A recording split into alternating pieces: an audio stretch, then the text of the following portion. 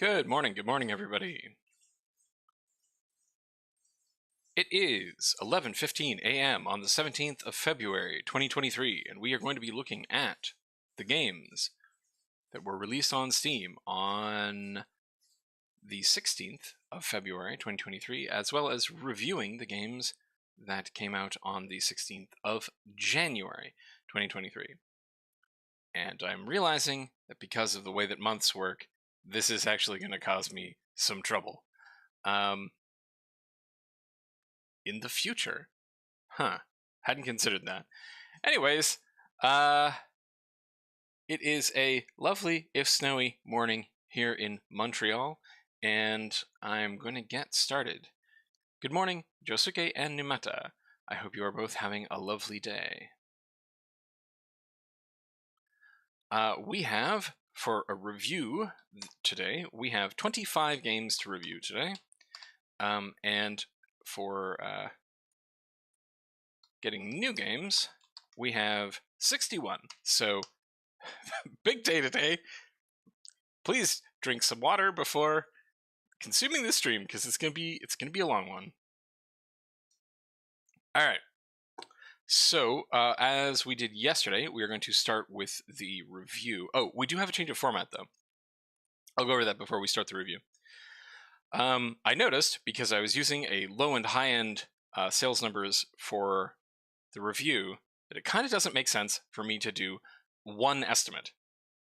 One of the things that I say all the time, I find myself saying a lot, is like, okay, this could sell this many, or if it does well, it could sell this many. I'm not writing that down, so I am definitely going to include now. Whoops, a daisy. That's not what I intended to do. I'm going to change it so that rather than doing one estimate, I'm going to do two. I'm going to do a low-end estimate and a high-end estimate. So for anyone who really cares about that, I'm changing the format. Hooray! All right. So, might as well get going because got a lot to get through.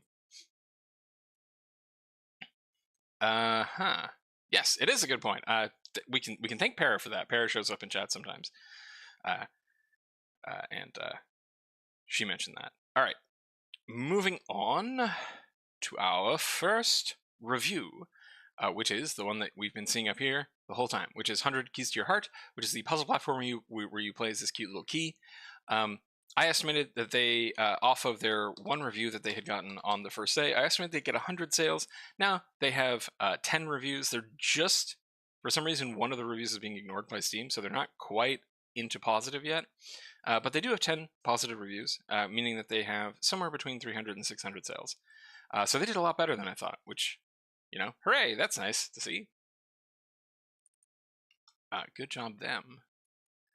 Our next game is Adventure Pixel World. I don't remember this one. Your little crocodile guy, maybe? Little lizard person? You're green, at least. Anyways, it also had one review, and I thought that it would also get 100 sales. It still only has one review, so it did not pick up as many as 100 Keys to Your Heart did. So I overestimated that one. And,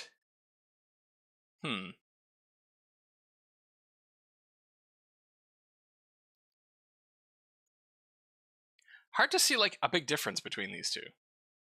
I mean, there is one, right? The key one is a lot more like a actual puzzle game, whereas this one is a combat game. I don't know. All right. Our next game that we're going to be looking at this morning is Alcyon Infinity, which had... I'm now very confused.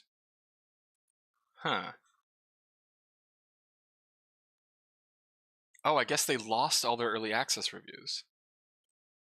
Okay, so they lost all their early access reviews, at least in terms of this up here. You do that when you get your, I don't know, product received for free. Oh, all of their reviews are from people who, nope, this one's not. So I don't know why Steam is not counting, for example, this review anymore. I don't know.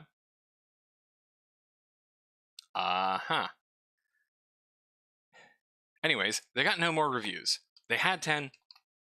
They still have 10. I estimated 100, but that was very off because with 10 reviews, they would have already had 300. So yeah, I don't know what I was doing when I did that one.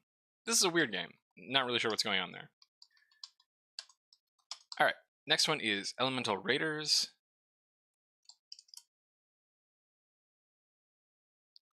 Oh, right. Okay, so this is the... Yeah, this was sort of a card-based battler, like a multiplayer card-based battler. I think they changed their capsule. This definitely looks different than I remember it.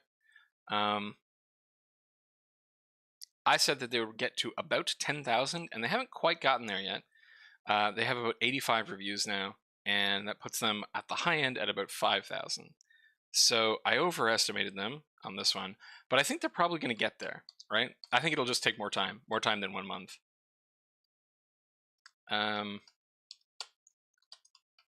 Moving on to Fully Broken: The Way Home, which I seem to remember was the rather strange, like, survivalist top-down game. Yeah, this one. All right, kind of weird survivalist top-down game. I estimated that they would only sell 50 copies, and they have since picked up 1 additional review, which I don't know why it's not counting. Like, why is this review not counting? I don't know.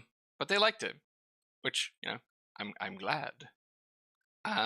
So yeah, somewhere between 30 and 60. I said about 50, so I feel pretty good about that estimate. Next one is Gem Worlds.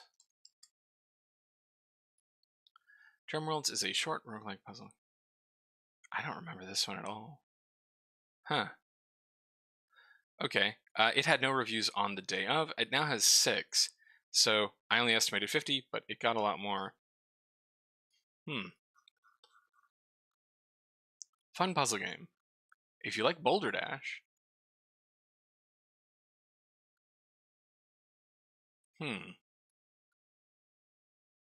Okay. Seems like everyone liked it. So I think this one is one that has a bit of problems in terms of being understandable, but if you play it, it's a good one. So that's an interesting point to my internal estimates, I guess. It's possible that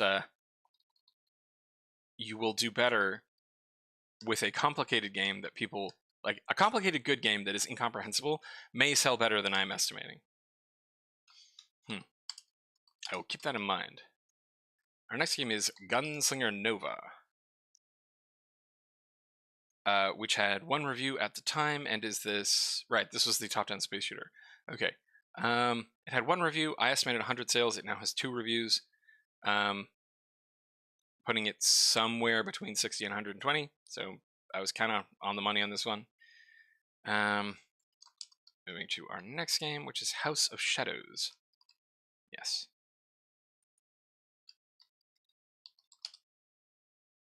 House of Shadows. Oh, right. Okay, it was this one. It's kind of like a Metroidvania thing. Yeah. But everything was very gray. It had 1 review, and I estimated it would only sell 50 sales, but it has since gotten 4 reviews, so I underestimated it by a bit. It probably has somewhere between 100 and 300 sales. Okay. Yeah, I mean, that seems in line, right? Okay. Indies Lies is our, I think, our first and maybe only big one for today, which was another roguelike battler, right? Very tower inspired. It had 417 reviews at the time, and I estimated 40,000 sales, and it does not look like it's quite made that yet. They've only picked up 18% more. This was a 1.0 release, because they were in early access for a while, and the version of the game that I was looking at was the 1.0 release. So it looks like they've picked up 18.4% more reviews since it went into 1.0. I think they might eventually get to 40,000, but I think it will take them a while, because I imagine their sales may have tapered off after the 1.0 release. Interesting. All right. Next one is Immortue Metuant, Rise of the Undead. A couple of people actually commented on YouTube about this. Almost nobody puts comments on my videos, but some people involved in this one did. This was the sort of zombie top-down RPG shooter game. It had 4 reviews at the time, and I estimated that it would get 300 sales. And it now has 5 reviews, so it has gotten 1 more review, and it is the upper end in terms of sales is exactly on my estimate. So, hey, this is like the first time I've gotten something that's like exactly on my estimate. Yeah, cool. All right, our next one is Jumping Cat. We have 2 days with cat-related puzzle platformers. We did. Huh. So this was the cute little cat puzzle platformer. It had 1 negative review at the time, but it has since picked up a bunch more. I estimated 100 sales, and I was wildly wrong. I think this is the one that I was the most wrong about.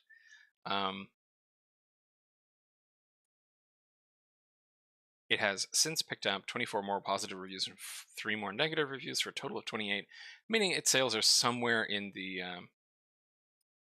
800 to 1700 range. So good for them. Good for them. I'm glad I underestimated them because it did look cute. I think my main criticism of that one was that that the environments were like reused a lot. I think that I vaguely remember that one. Anyway, so yeah, looks like they found an audience for that one. Nice. All right. Next one is Lost Cartridge Cold Read. Don't remember this one. Oh, it was a pixel art horror game. Yes. Okay, this is the right. Pure Ice Blue is the one that makes a couple. Yeah, right. This is by the person who did Lily's Out. Well, okay. Let's see if they found their people. It doesn't look like they did. They had 1 review at the time, and I estimated that they would sell 10,000. And I overestimated them. So this is, I think, one of the ones where like having 2 estimates would have been really, really handy. Because I remember reading this one because this is the people who made Lily's Well, right? Lily's Well, they did get about 30,000 sales for this one, or 30,000 downloads because it was free. And I was like, okay, if they can get the same people to come back to play this game, the people who played Lily's Well, then they might sell 10,000 copies. But if they don't, they probably won't sell that many. And in this case, they did, I think, better than my low-end estimate would have been. I think if I had been putting a low-end estimate in, I would have said like 500 or something like that. So they've sold more than that, but not a lot more than that. Interesting. I really do think that like short-form horror is you're playing the slot machines, right? Like you need someone to put your game in front of a ton of people in order to get people to buy it. This was the really, really bizarre rhythm game. Yeah, I remember this. This was a really, really weird one. On the first day it came out, it had 455 negative reviews. And it has since picked up almost 1,000 more negative reviews, which I think this is one of the highest like negative ratios I've seen on Steam.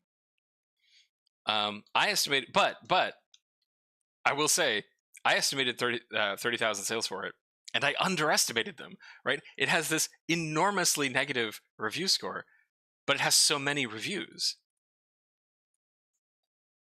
Even assuming that the low end sales are too high, right? Like I've got the low end sales here as like number of reviews times 30, which seems to be like the more common range for Steam games, right? The high end sales are uncommon, right? You're unlikely to get this kind of ratio. You're more likely to get this kind of ratio. Even assuming this is wrong by a factor of half, they've still sold almost 30,000 copies, right? I don't know. Bizarre. Okay. Moving on to our next one, which was Orcs Coming TD. I remember giggling at the name there. Right, which was a tower defense game, right. It had 3 reviews. It has since picked up 6 more. I estimated 200, so I underestimated them. It looks like they've done a bit better, somewhere between 270 and 540. So good on them. I don't know if that tells me much, except for I think something that I've been learning slowly is that tower defense games don't tend to do super well, but they don't do badly. They're sort of like middle of the road genres as far as stuff goes. Right, then we had Putin Destroys Alien, which had 2 reviews at the time and has since picked up 1 more. It was a simple space shooter with Vladimir Putin's head on the spaceship for some reason. I guessed 100, and that's about where they are, somewhere between 90 and 180. All right. Next game is Quest Action. Quest Action had no reviews. It still has no reviews, so I guess 10 sales, so I guess I'm still kind of on the money on that one. Yeah, this one was very strange. All right, moving on to Relax Zhong, which at the time had no reviews and still has no reviews. Hi, Cece. Right, yeah, this was not actually Mahjong. This was a like, you would think, Relax Zhong, it's Mahjong, but it's not. It's like a match 3 game with like this big titty anime girl on it for some reason. Anyway, nobody played it, apparently. I estimated 1 person would buy it. And, you know, we don't know. That nobody has reviewed it. Next one is called Sharded World. I remember giggling about the name on that one, too. I'm like 7 years old perpetually. Sharded World is a survival game. Right. Huh. I think they may have changed up their store page. Oh, right. Okay, no. Yeah, I definitely think they've changed up their store page since they released it. I definitely think this is a different capsule image. But this was the one that had like a horde-based survival, but also was a roguelite. So you would like go back to like your home base between horde survival things. At least that's what it looks like. Anyways, it had 1 review at the time, and I estimated that it would get up about 1,000 sales. And I have been kind of correct. It picked up another 18 reviews, putting it somewhere between 600 and 1,200 sales. So good on them. Next one is Starless Hotel. Starless Hotel. Oh, right. Okay. I like the premise of this one. This is a short form horror game where like you go to a 5-star hotel, and then like you're kind of like trapped in a time loop where like every night the hotel gets worse and like crappier. It loses a star every night. It had 1 negative review at launch, and then it has since picked up 1 positive review, but 2 more negative reviews. So my estimate of 200 sales is kind of on the money. It's got somewhere between 120 and 240. So yes, it doesn't look like these people managed to find someone to give them like an algorithm boost. Okay. Our next game is Burrito Quest. Oh, right. It had like the cool stuff on the walls. I can't remember how this game worked, though. I think this was a really very strange one. Yep, very strange one. Okay. It had no reviews at the time. I estimated 200 sales, and again, I'm kind of on the money for this one. It had somewhere between...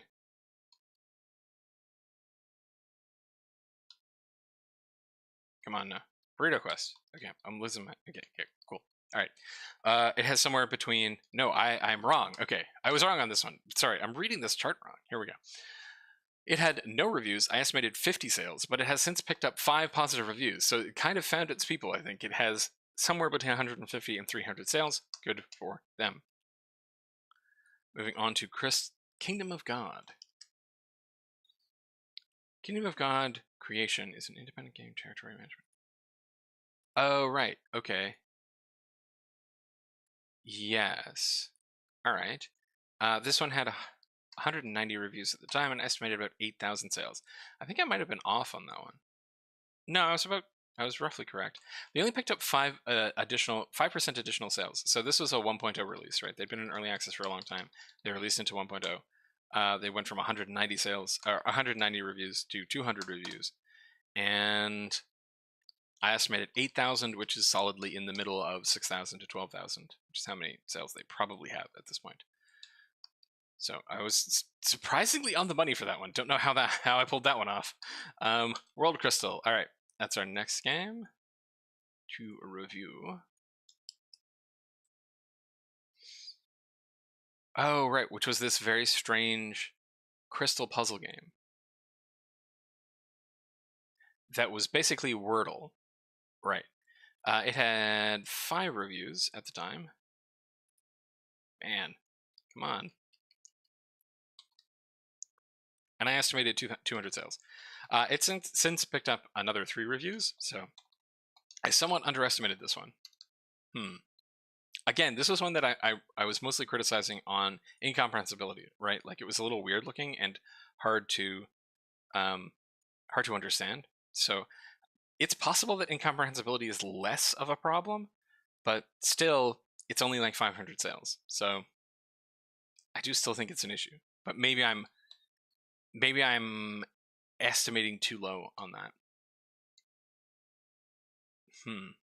Okay. What about people who buy, comment, and refund? Asks Para. Yeah, I think they're a small enough percentage of people, even on games that are really weird or bad, that they're not statistically relevant. But I would be interested to see the numbers on like people who do that particular activity, where they buy it, comment, and then return it. I have no numbers on that. I don't know how many people do that.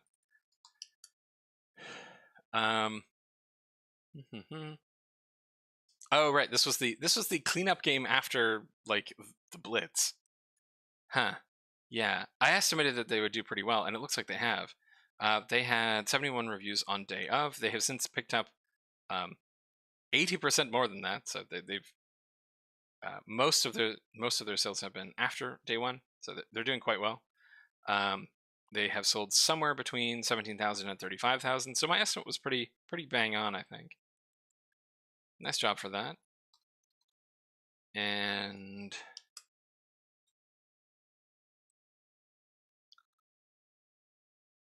right, then we had a generic zombie shooter, which had no reviews. I estimated 50, which was off. They probably have somewhere between 60 and 120, but with very, very low numbers, it is hard to say. Yeah. And then our last one that we're reviewing today is Zooblies. Oh, right, which was this zombie puzzle game where you had to like move zombies around because they were physics based, and then you could like throw them and stuff. It was very strange. It had 2 reviews at the time. It now has 4. They're all positive though, so I think that this game is probably a pretty good puzzler. I estimated 200 reviews, which appears to be about how many they sold. So hey, A+ for me, and also A+ for them because it does look kind of cool. All right, and that is it for our review today. Hooray! That only took 23 minutes. We're gonna be fine, everybody. We're just gonna be here a while. Okay, we're gonna move on to our games for today.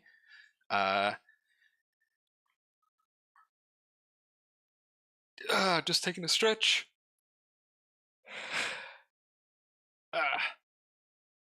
Okay.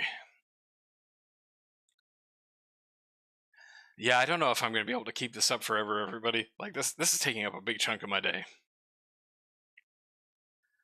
Okay, but we're going to do it today at least. Okay, our first game today is called 9 Child's Street.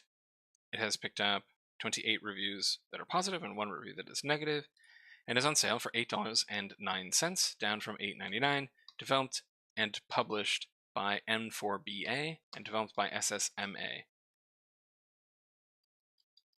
I do find it really interesting, Barry. Like, it's not that I find this a not enjoyable activity. I love seeing the things that people have made, and I like talking to myself, apparently, and to all of you. It's just that it does take a really long time, right? Like people release so many games, which is good, but also time consuming.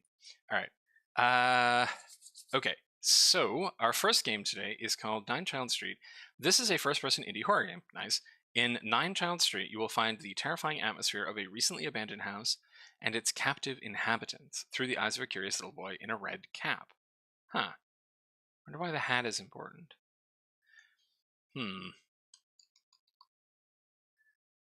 Well, it looks suitably spooky. We don't have a monster, so it could just be a creepy walking around game. Oh, no. No, that looks monstery. Okay, cool. Walkthrough of the game is about 50 minutes. Warning, there are flashes of light. Thank you for the photosensitivity warning. That's very cool. Looks like people are liking this. Got spooked hard. Game is scary. Nice. Natural feel in the game. A lot of people liked it. All right, very cool. So they have 30 things. Let's check their charts real fast. I think this one was in development for a while. Okay, 19 people playing it right now, but not that many followers. That's a surprisingly low number of followers. Not quite breaking top 1,000 in sales. So it's doing okay, but not super great. June 13th. Nope. Just over the 1.0 followers per day count.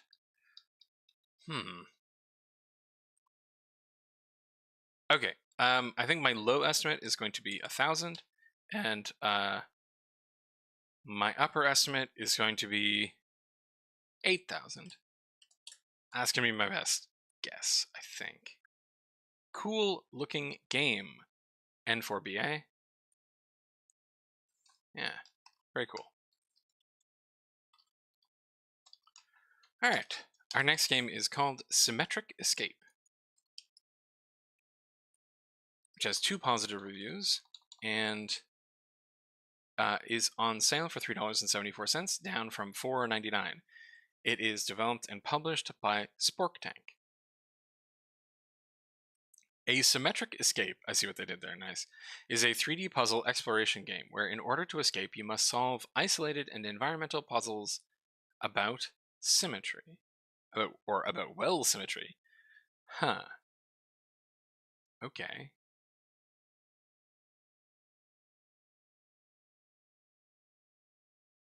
Huh. Okay. Very, very tiny page description. Both reviews are in Chinese. Not bad. The game is about 1 hour faster. Okay, so this looks like this was released on itch first. Interesting. Wonder what their charts look like. A couple of people played it, but almost no followers. So it went up on the 30th of January.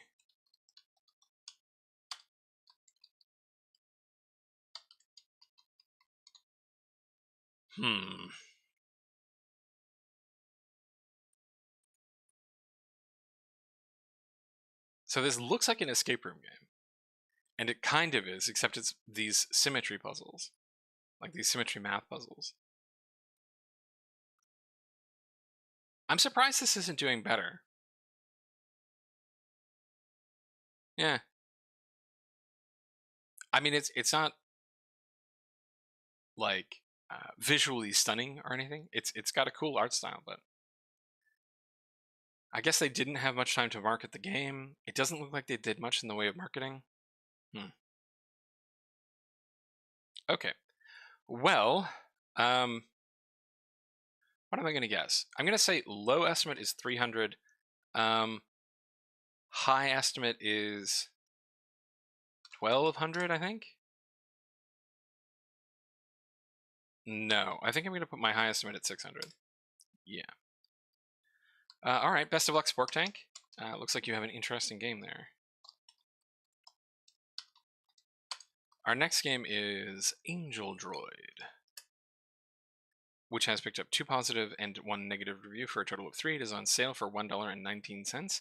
Developed by Lunar Penguin Media LLC and published by the same. I am confused by what am I looking at? The Joy of Mindless Combat.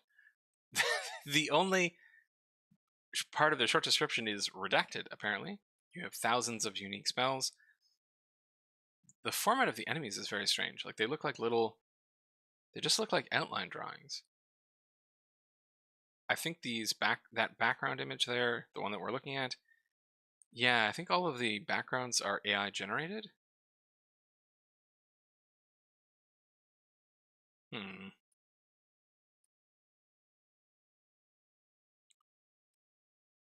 The enemies are so strange looking. Like, the character is like a little 3D robot thing. But the enemies are like these semi-translucent or like line drawings. Very weird looking. And there's no information on the Steam page. I don't know if that's going to work out great. Game has potential, but the scaling doesn't line up very well. Only good thing about this game is its music. Okay, let's check their charts. Couple of people playing it yesterday. And went up for on Steam on October 2nd. 10/2/2022. It's had a bit of time. It had some success here. Don't know what happened there. Picked up 47 followers. Angel Droid. What am I going to guess on based on this?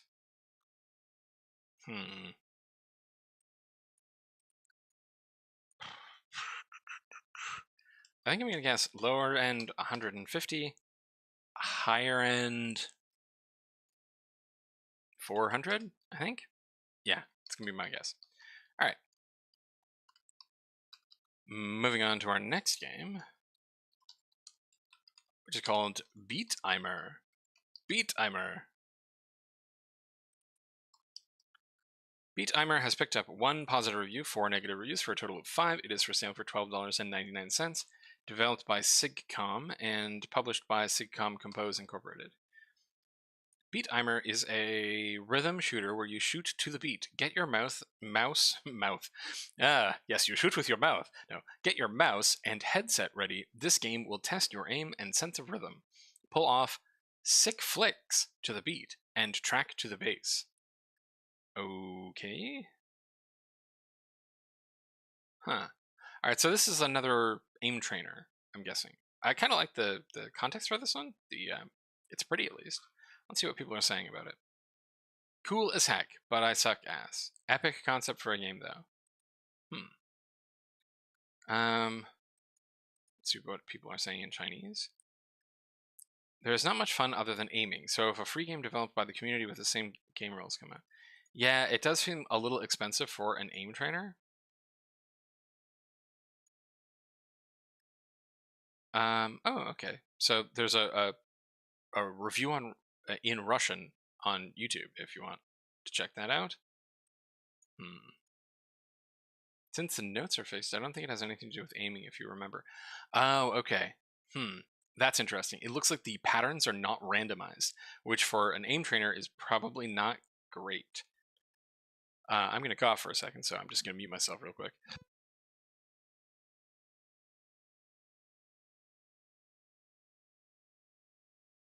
They do have a demo, though. Alright, let's check their charts. A couple of people playing this. 50 followers. Store page went up on August 13th. Oop. Okay.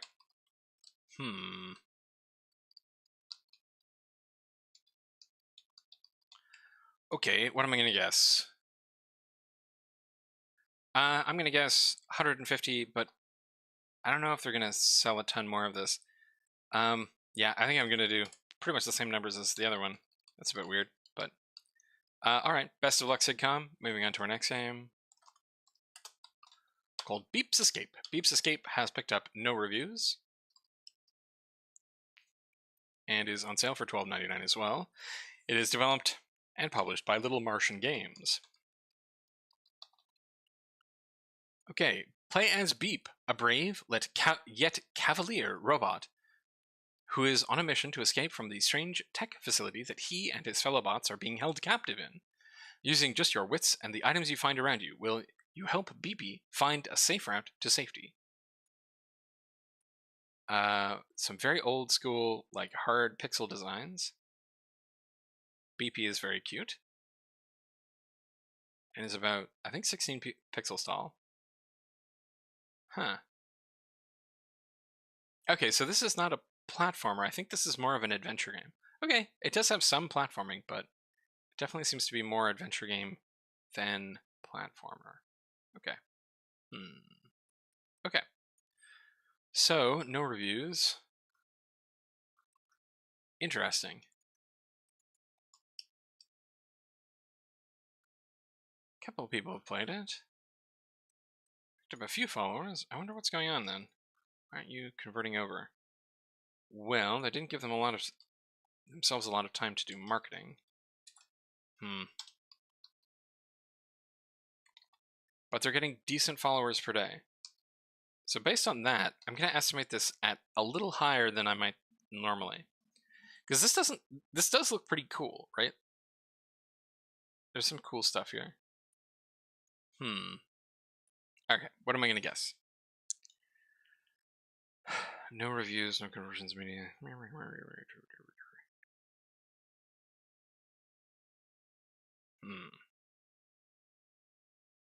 Okay, high end, I'm going to guess 1,000. Low end, I'm going to guess 120. That's my guess. Best of luck, little Martians. Our next game is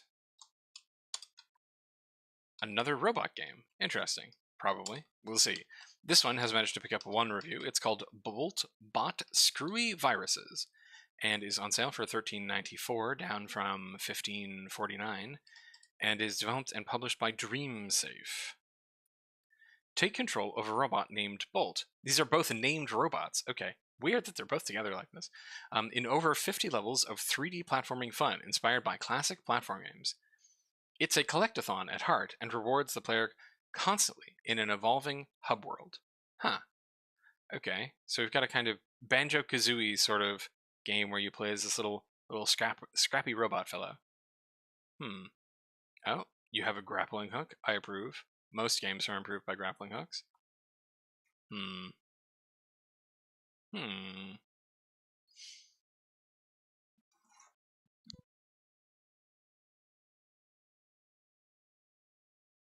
Okay.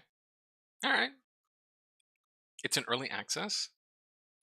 Supports Steam Deck. That's a good thing to advertise, especially for a game like this. Nice art, great camera, good fair difficulty. Story is kind of meh. Well, I mean, have you have you listened to the story of the Donkey Kong version of this kind of thing? All right, let's check their charts. Let's see how they're doing. No one's playing it now, but 3 people were playing it yesterday. July 14th, 2022.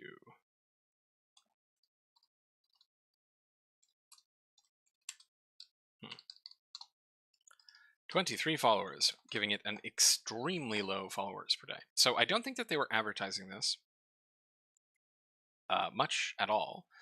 I think their capsule isn't helping either, because their capsule looks like a building game, right? We have tools in a toolbox.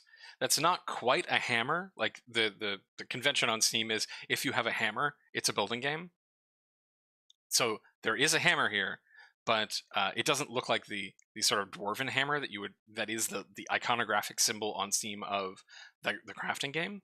But it is a hammer. So this looks like a building game, but it's very much not. It's a platformer. It's a collectathon platformer.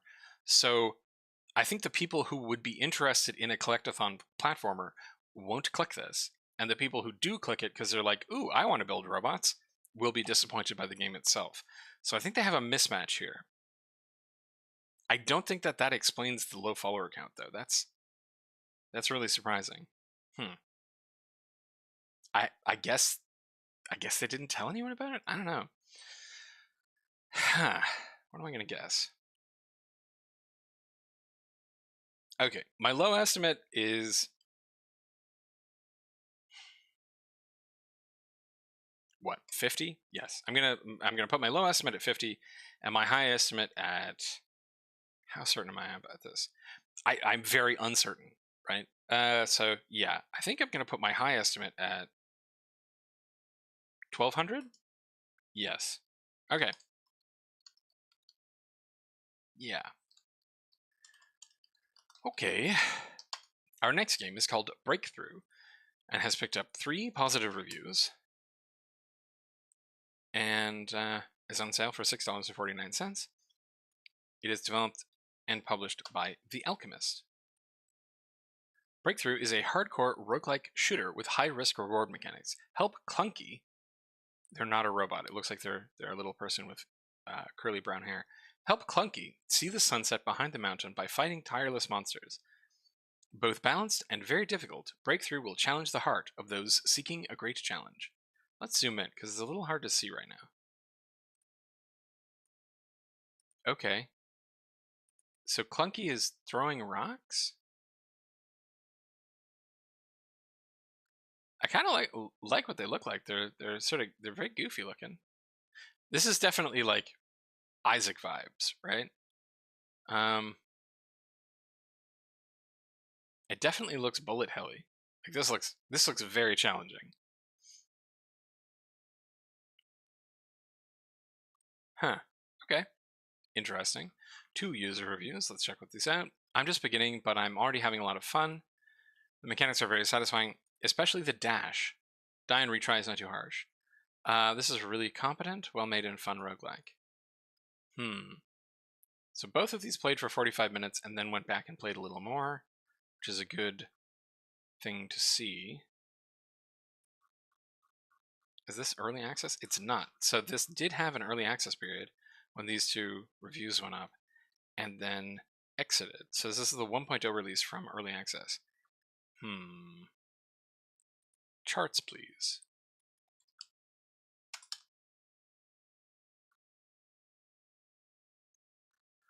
One person played it at with 2 at max. So maybe this is when the early access period happened? I'm guessing? Okay, so... Alright, July 30th last year is when they went up.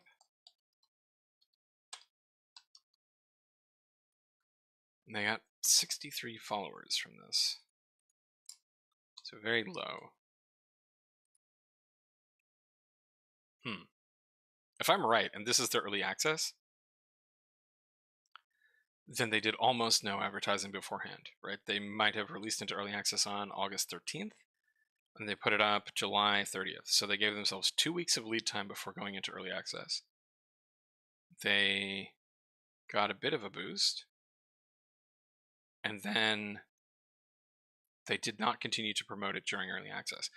This might be an update, like this might be one update. So if I'm reading this as an update, then they've only done 1, and that's not too great for an early access period. Okay, I'm going to tell a story that is probably not true, but this is my guess based on what I can see from this.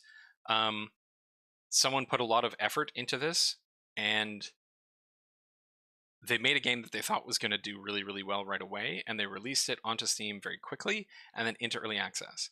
And then when they didn't get much of a response from it, I think they kind of gave up on it. Could be completely off on this. Actually, let's check. Game will no longer be updated. I decided for various reasons to skip on the policy. The game would have needed to be perfect. Right. Yeah. So I do think that's... This makes me fairly confident in my story. Could still be wrong, but that's what I'm guessing. All right. Right. So I'm going to guess low estimate is 200, and I think upper estimate is 600. Yeah. Yeah, that's my guess. Okay. Moving on to Cooperative Chess. Okay. Picked up 4 positive reviews. It is a free-to-play game developed by Adrian Markle and Band Collective and published by the same. Cooperative Chess. Throw off the shackles of competition and play cooperative chess with friends instead. Can you melt minds and thwart everything thrown at your way to complete a totally perfectly normal game of chess? And then they have 2 queens like high-fiving. I love this capsule. This capsule is magnificent. Oh my gosh! And they talk! This game is charming the pants off of me. Good heavens. Okay, but what are you actually doing? Alright. What? What?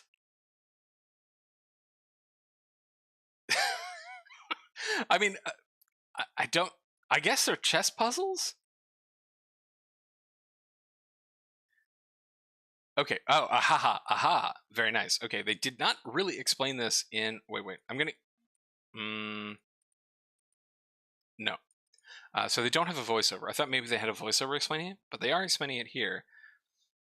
When your friends win, you win. Co-op chess rounds occurs in round. Each round, you must occupy all of the exclamation mark spaces. Achieve checkmate for either side, and you both win. Huh. Interesting. Okay.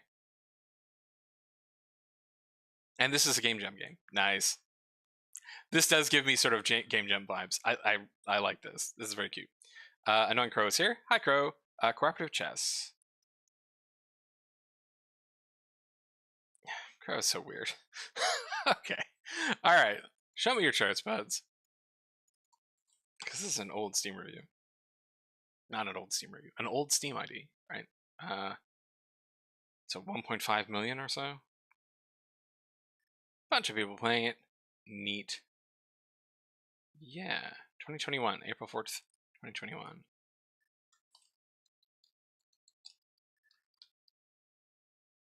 Didn't pick up that many followers, but got about 84 of them. I wonder why they're releasing it now. Like it seems like they did a Game Jam game and then they sort of sat on it for a long time. I don't know. Anyway, I'm glad they released it. That's very cool. Okay.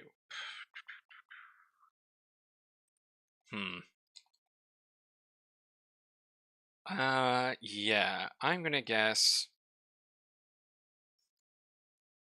Low estimate is 90. High estimate is what?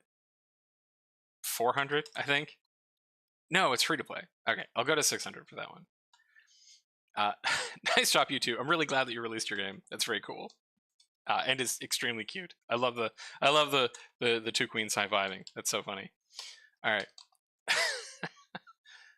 Our next game is called Defeat, but written DE space FEET. It has 1 positive review, is on sale for $1.29, and is developed and published by Udacha Games. Defeat is a first-person role-playing game set partially in a medieval fantasy world and partially in modern times. Ba-doo-boo-boo. Okay, the player controls the character Ricky in a switchable first-person and third-person perspective. Combat is reminiscent of a first-person shooter. Also looks like occasionally things get really abstract. Okay. This is an early access game. Welcome to Angleshire, Lost County in the United States, the site of a mysterious civil war between the past keepers and the futurists. You have a frenemy named Freddy. I like this. 2 girls with enchanted footwear. I wonder if this actually is a foot thing. I mean, it would make sense with the name, right? Please add volume controls. Let's see what the developer response to that one is. Rest assured, I will add volume controls when episode 4 will be done. Okay. I would put in the volume controls maybe before episode 4 would be done. It's definitely a foot thing. Okay, let's check their charts.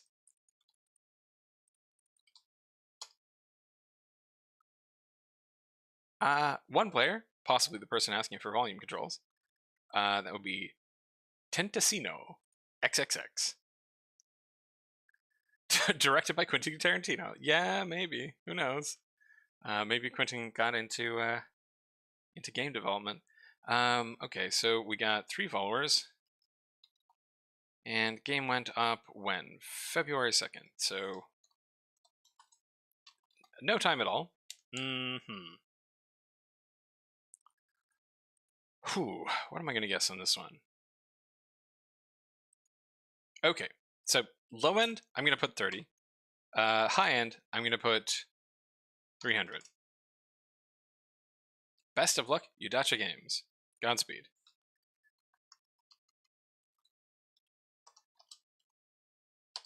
Okay. Our next game is called Wow, okay, I tried to read that 3 times, and I got it wrong each time. All right, we're going to try this again. Destinesia, which has picked up 11 positive reviews. Ha! Talking is hard. It is on sale for $14.44, down from $16.99. Developed and published by Tay. Destinesia is a sci-fi Metroidvania where you are looking for a new home for humanity. Parkour your way through most dangerous jungles and explore the ancient dungeons. Upgrade your suit with the remains of your ancestors. Interesting choice. Reveal the oldest secrets of Homo sapiens.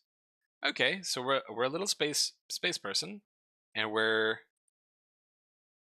like parkouring around a Metroidvania world. Save the date, 16/02/2022. You need to make a release trailer. Gotta do a release trailer. They're important. Even if it's just the same trailer repackaged without that, and it's saying bye now. Got some nice pixel art. That's a nice tree. The little space person is kind of cute. Looks like there's some varied environments, so that's always nice.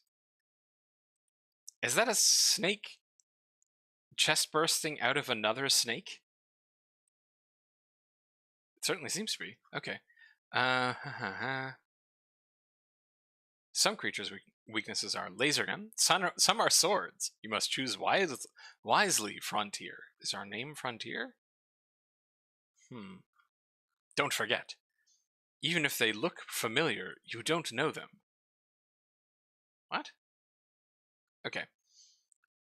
Game looks very nice. Pixel art and overall theme are very nice. Kind of hard at the beginning, but meh. Wow, this... Samwise Gamgee just going on a journey there. Nice little Metroidvania from a solo dev. I thought it might be a solo dev. Nice job, Tay.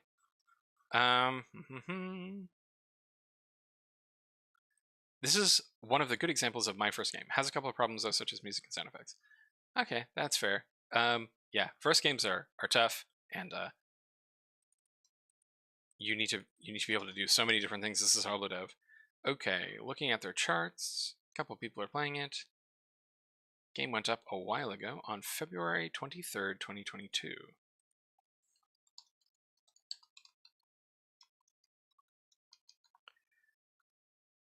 It is 38 followers. What am I going to guess for this one? They have probably already sold 300. So I'm going to say my low end is 1,000. My high end is 3,000. Yeah. Nice job, Tay. Best of luck. Moving on to our next game, which is called District Steel. It has 8 positive reviews. It is for sale for $32.50. And it is developed and published by Barricade Studio. I think this is probably a 1.0 release out of early access, because this is an old Steam ID. District Steel is a full locomotion VR game, inspired by the FPS classics. Blast your way through the underground Sentry facility, equipped with a mechanical arm that gives time-bending powers and a selection of deadly weapons.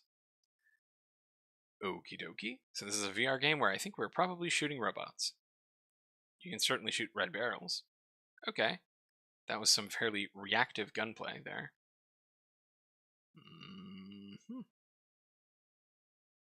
I wonder if there are any enemies other than these just generic robot guys. You got a cool time slow power. Environments are pretty nice, though. Okay, there's little spider robots.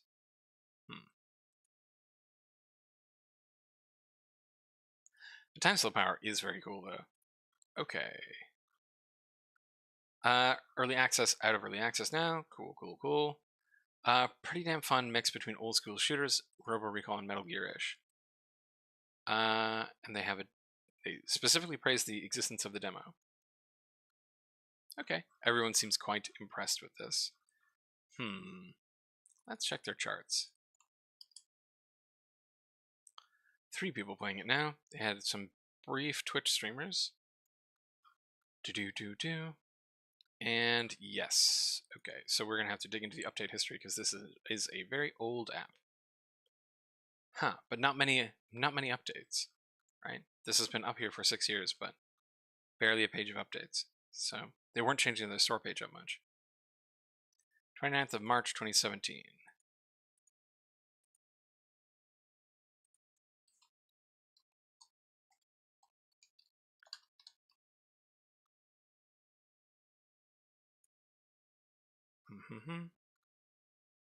And they got to 544 followers. So that seems like a lot compared to their number of sales. Right, very, very low conversion ratio.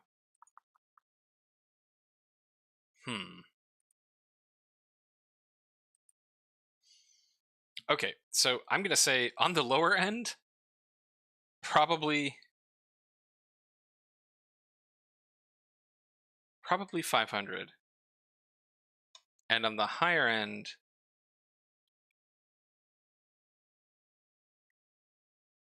900? No, I'm going to lower this to 400. Okay. Yeah. I guess? Yeah. Okay.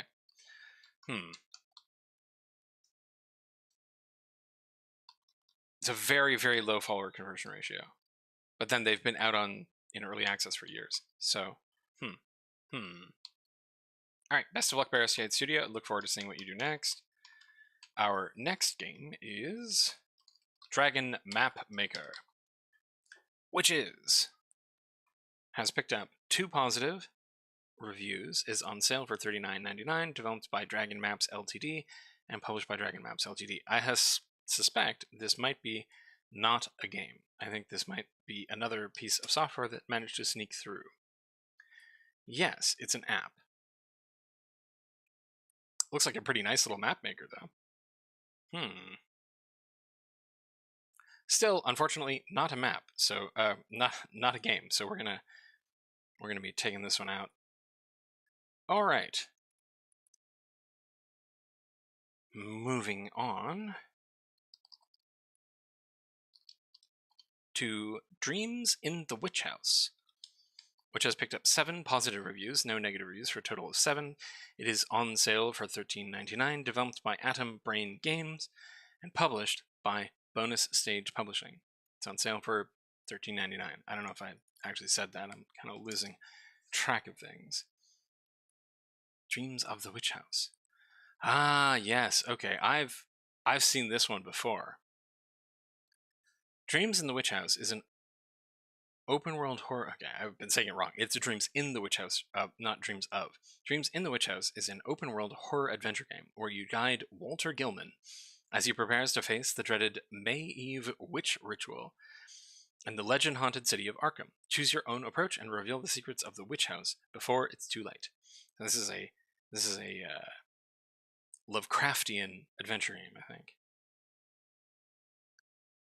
Got some real nice pixel art. I love how weird our character's nose is. Be an A student.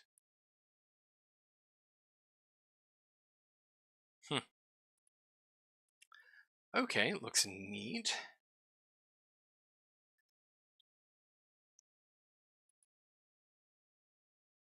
I like the use of purple. Okay. Okay, we have one review from someone who worked on the game.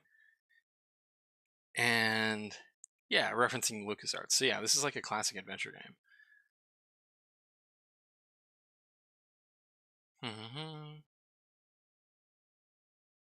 Oh, wow. There's an Iron Man mode? Like, what is... It's an adventure game. How can you fail an adventure game? That's kind of interesting. Huh. Oh, and it looks like they have some randomization in the game as well. Okay, well, that would be how you would be able to fail it then. Interesting. Let's check their charts.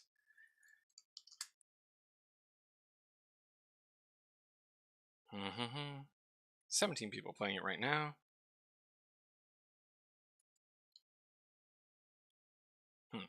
And 649 followers. When did this go up? February 21st, 2022. So they've been on there for a while. They have a 1.81 followers per day ratio, which is not bad, but they only have 7 reviews, which means they've only made about 250 sales so far.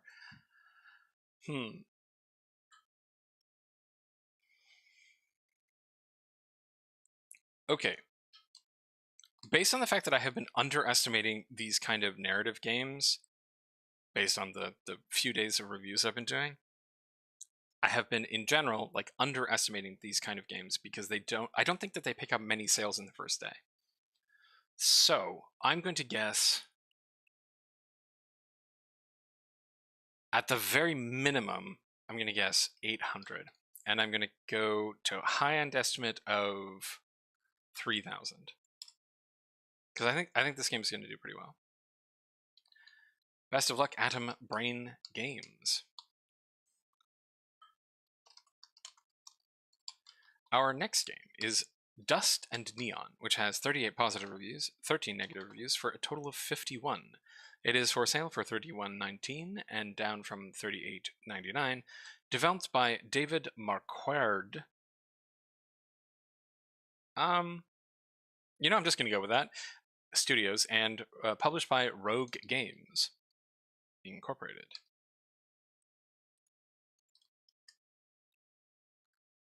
Dust and Neon pits a single cowboy against an army of robots in this fast-paced, roguelite action twin-stick shooter set in a futuristic Wild West. Alright, that was pretty cool. So far it looks nice and polished. Where are we going?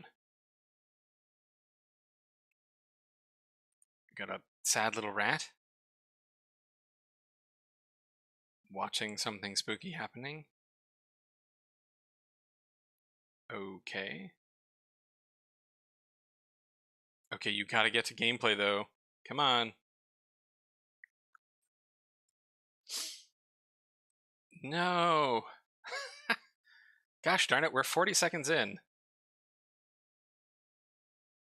Okay, so are they just not going to show us gameplay? Okay, now... Wow. Wow, that took a while. Okay, 58 seconds in, we get our first shot of gameplay. Okay. Alright, top-down shooter. Oh, it's a cover shooter, so you can, like, crouch down behind stuff. That's kind of cool. Okay. Shooting more robots. Man, robots have been getting it pretty bad today.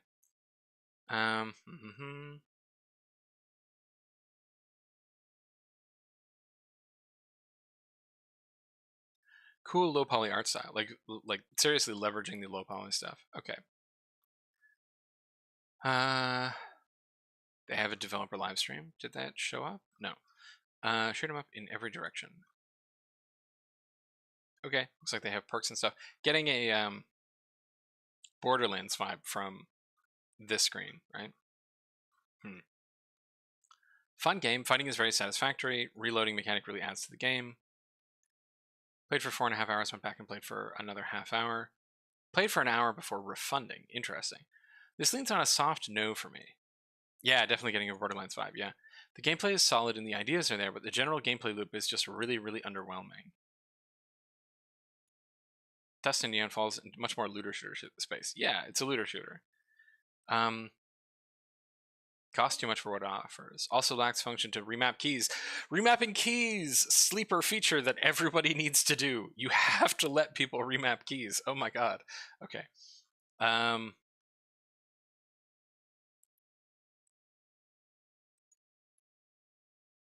Okay. So it looks a little repetitive, maybe. It's kind of what I'm getting. Alright, cool. Let's check their charts. Bunch of people playing it. With 150 at peak. Some people playing on Twitch. Ah, looks like they reached out to streamers. See? Look at that. 1,500, 1,600 people looking at it. 1,200 people looking at it. Lots and lots of streamers. So, that's interesting. 2,000 followers or so. And bang. Wow, that is a spicy meatball. That is a very spiky follower chart. It went up August 31st to 2022. So 13 followers per day, but before when? February 5th? February 5th, they were sitting at 493 followers. Wow. Wow.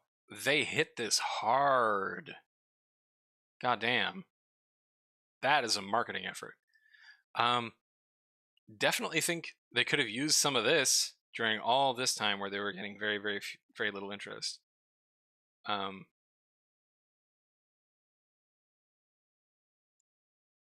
it's not like they weren't getting organic interest, but wow, they really hit the marketing on that one. Okay, at 51 current reviews, they've probably already sold about 2,000. So I'm going to guess on the low end, 7,000. On the high end, 16,000. That's going to be it for me. No, I'm going to lower both of those because of the mixed reviews. I'm going to lower those a little bit. 6,000 to 15,000. All right. That is wild, though. That is a very effective marketing campaign of some kind happened there. I'd be interested in talking to them about what they did during that period. All right. Our next game is Elderand, which has picked up 25 positive reviews and 6 negative reviews for a total of 31. It is for sale for $22.09, down from $25.99. Developed by Mantra and Synergia Games, and published by Graffiti Games.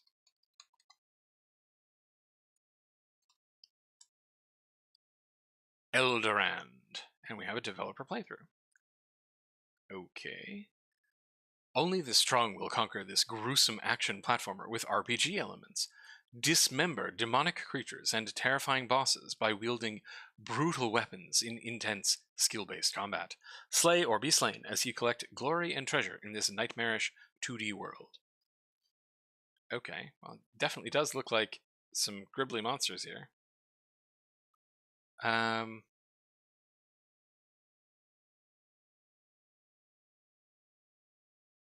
wonder if the... Oh yeah, that's pretty gross. Yep. Yep.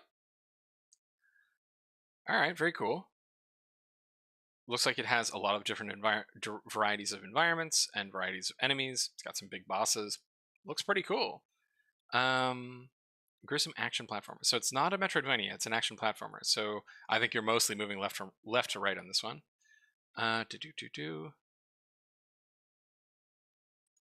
Some nice GIFs. Lots of variety. Let's see what people are saying. Good game. No audio on Steam Deck for me. Not great. Positive comment. Alright. I can strongly recommend this game. Played for 17 hours. Nice. Game looks good. Biggest complaint about the game is the controls. Oh, no. They refunded it. Positive review, but they refunded it. It's a bit brutal. Awesome game. 10 out of 10. Played for 5 hours. Nice Metroidvania. Interesting that they're not they're not advertising it as Metroidvania. Please fix the coin item pickup and urn breaking sound. It's ear grating. It's literally just a stock sound effect. I'm gonna let you in on something. It's probably mostly stock sound effects. Most video game sounds are stock sound effects. We have big video game sound libraries. That's what. I haven't been on many games where they did a lot of unique Foley. Okay, 150 people playing, or 140 people playing it now, which is almost the maximum. This person also reached out to streamers. Very, very healthy Twitch numbers. Lots of followers. Very nice. So this has more followers than Dust and Neon. But almost half the reviews. Interesting. Went up on October 9th, 2020. So their followers are older. And they have less velocity. Interesting. This is going to be really interesting to come back to in a month, if I'm still doing this in a month. Because I wonder how much velocity matters. Velocity seems to matter a lot.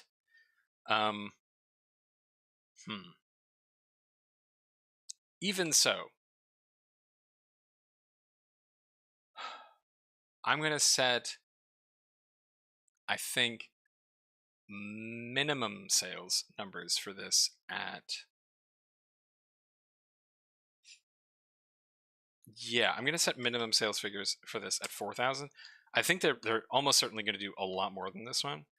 I'm going to put maximum at 20,000, I think. I'm less certain about this one than I am about Destinesia. Okay. All right. All right. Next game is Evil Below, which has picked up no reviews and is for sale for $20.51, down from $22.79. Developed and published by Fire Raven Studios, and published also by Gomorrah Nest.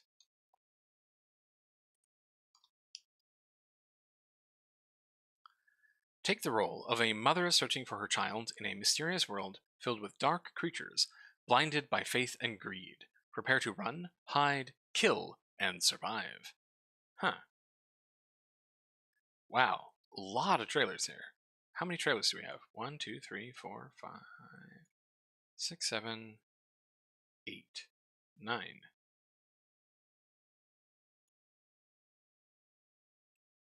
Or more? Did I just forget how to count? 10. 10 trailers. This one appears to just be... Okay, spooky voice acting. Oh, it looks like there is some kind of combat?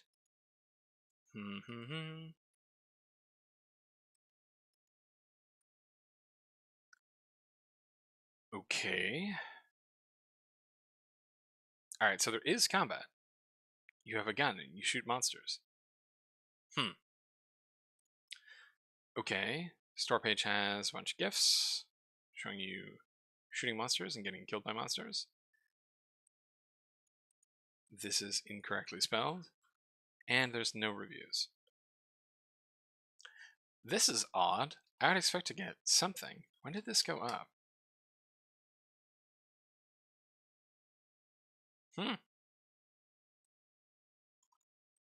Yeah, definitely confused by this one. Okay. They had in their review, or in this, that it was coming out on the 17th. So it's possible that this got released really, really late on the 16th. So we may be looking at like 5 or 6 hours of sales data. So this might not be... This might not be even a full day. I don't know. It's weird. I do not know why it has so few reviews. I just saw some Twitter posts for it this morning. Yeah. Huh. Okay. October 15th, 2020.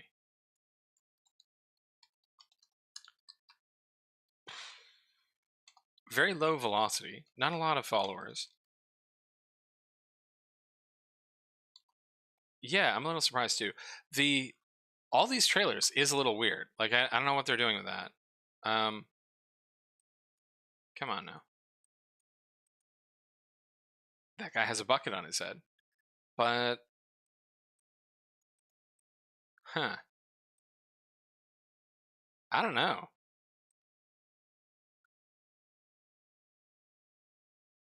Something happened here. Maybe a festival. That would have been February last year. Very, very low velocity all year. No spike. Like, doesn't look like they did a strong marketing push in the last little while. Okay, I'm going to assume all those followers will eventually convert. So my low-end guess is going to be 400. High-end guess is 2,000? Really 2,000? I don't know. With no reviews, with no information on how the game actually plays or something, very hard to give a high-end estimate. Okay. Actual high-end estimate is 8,000. Extremely uncertain what's going to go on with this one. Yeah, don't know what's going on there. All right. Our next game is Fantasy World Souls, which is for sale for $7.79, developed by Anderson Camelato do Nascimento and Mitchell Alexander Friend. Published by Gamers for Games and has picked up so far no reviews.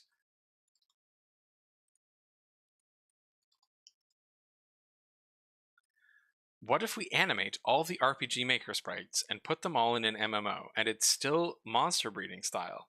This is the purpose of this game. We got a cute little anime guy raising his sword. What? Collect tons of characters.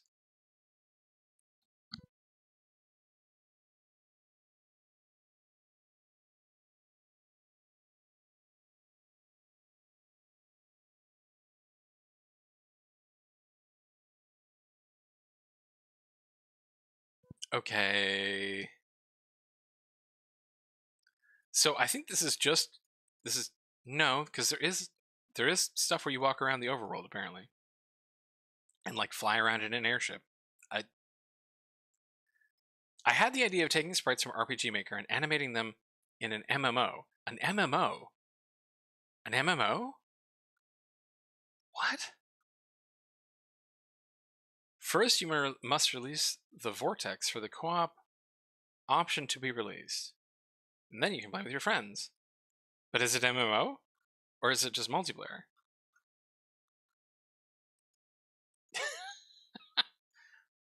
Contents, MMORPG. So I'm gonna trust them that it is an MMO. Charts, please.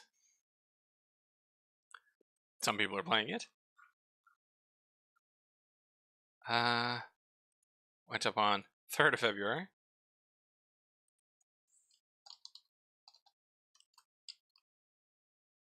And picked up 41 followers. Well now. I'm gonna guess 60 and 300. Best of luck to you two. I'm not gonna try and pronounce your names again. I will say Anderson and Mitchell. All right. Our next game is called Gomorrah, which has picked up 2 negative reviews and is for sale for $3.89, developed by Sandbox and published by 34 Big Things. A dark and suspenseful narrative RPG about an Italian mafia family where morality is tested with every branching decision. Okay. Story-rich, interactive fiction, female protagonist. Sue. Alright, so this is a choice-based game. Kind of a visual novel-ish. I do like the art style. The art style is kind of cool.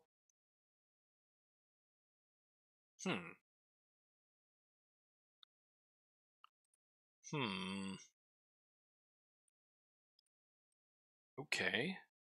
Clearly, this looks very high effort here. Let's see.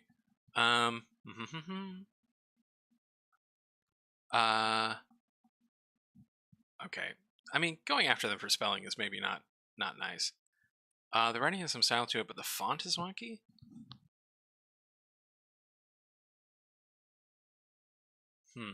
Only played for 15 minutes. Let's see what the other review says. Also not recommended. I find the interface really ugly.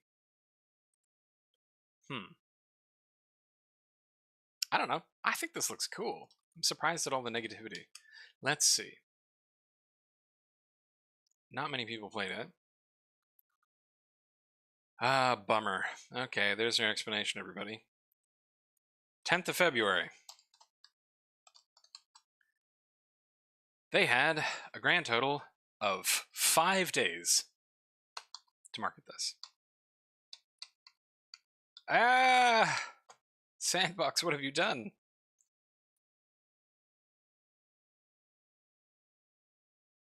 Yeah, I agree. It's kind of wild to review a game like that. Yeah. 4.6 followers per day. But they were up for 5 days. Oh, this hurts so bad. Okay.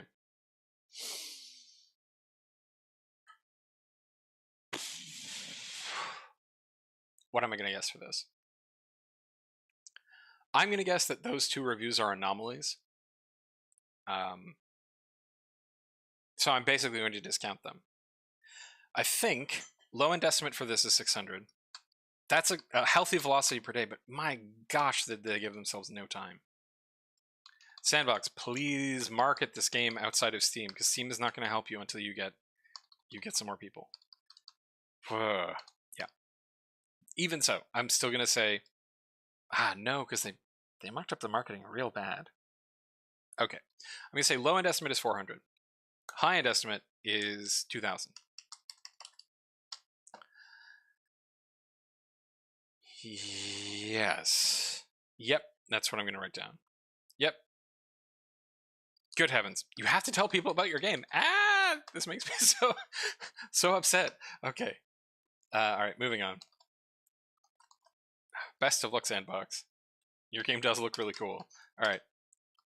Our next game is called Happy Mining, which has picked up 24 positive reviews and 5 negative reviews for a total of 29. It is for sale for $5.35, down from $6.69. Nice, developed and published by Two Mind Games. Enter the colorful world of Dragonspring and build your own town. Nice. The motivating game mechanics will keep you immersed in the happy universe of Happy Mining.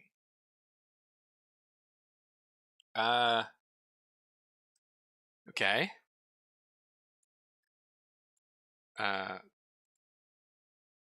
Mine resources for your town building. Wow. Wow, she's really going all out on those rocks. Okay.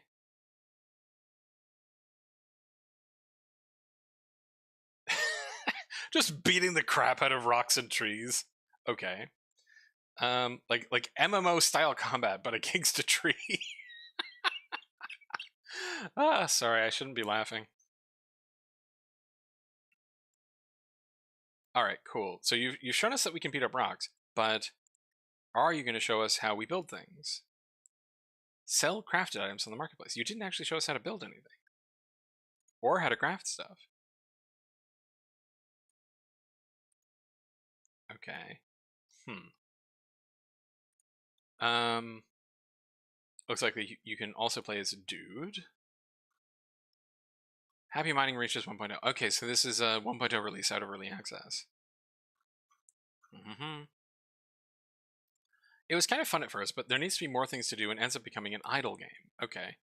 I forgot how the game crashes way too often.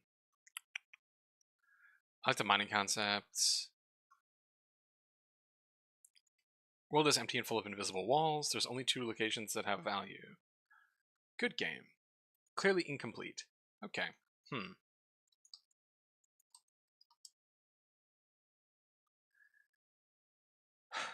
5 people are playing it now.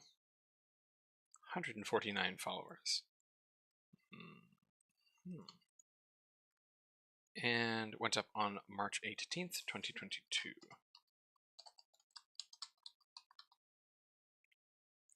So, low velocity, but decent number of followers.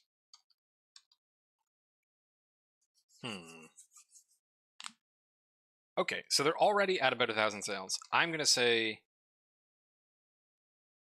right, this is a 1.0 release, so if I remember from other games kind of like this going into 1.0, they picked up about 20% additional sales. So I'm gonna say low estimate is 1,200, high end estimate is 1,600. Yeah, all right.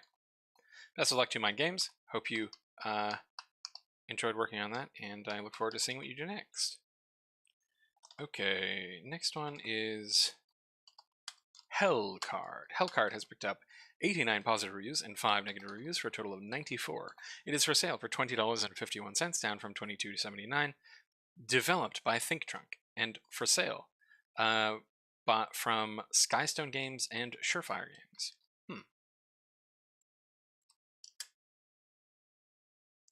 HELLCARD is a unique cooperative deck builder roguelike game. Descend into the paper dungeons on your own.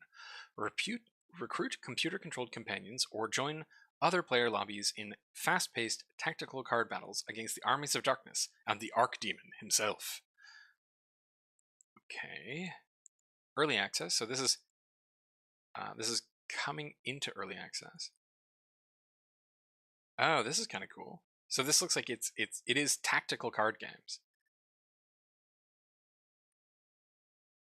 So there's shapes of the abilities you're using and stuff. I like the paper conceit. Like these are all sort of like little papercraft people. Interesting. Okay, cool. Yeah, the style is very cute. Let's see. Play with friends or randoms. Combo. Maybe win. Played for 6 hours. Played for 11 hours. 3-player co-op dungeon crawl card battler. It's great. If you love For the King or Stolen Realm, you will like this game. I haven't heard of either of those, but cool. Great game. Now I can blame my teammates instead of myself when I lose 10 out of 10. Vivictus. A person after my own heart. Go grab it with 2 more friends. 10 out of 10 game. Played for 18 hours. Good heavens. Best co-op card game I have played in a long time. Smiley face. Did that at half an hour, then went back and played for another 13 hours. Hey everybody, I think we have a little hit on our hands here. I think this might be a good one. Let's see, when did your stuff come out? Bunch of people playing this. Almost 1,800 people, or almost 1,900 people played it yesterday. Lots of Twitch viewers, so they clearly reached out to some Twitch streamers. Yeah, not bad. Okay. 6,203 followers. Not bad at all, HELLCARD. Not bad at all. And this went up on December 9th, 2009.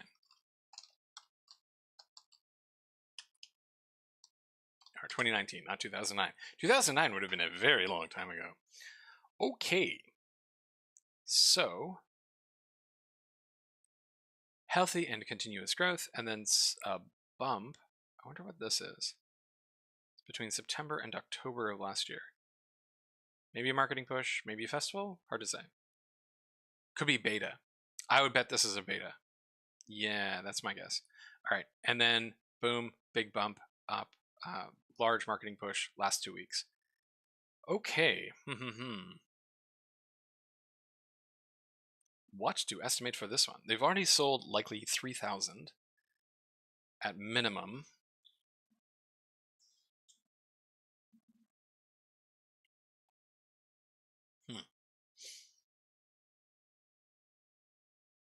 Okay. 5.33. What am I going to guess? I'm going to say minimum is 6,000, and that's really me hedging my bets. I really think they're going to sell more than that. So yeah, minimum is 6,000. I think probably maximum is 30,000. That's my guess. Yep, that's what I'm going to guess. Huge range, but I think they're going to do very well. All right. Next game is called Horde Hunters.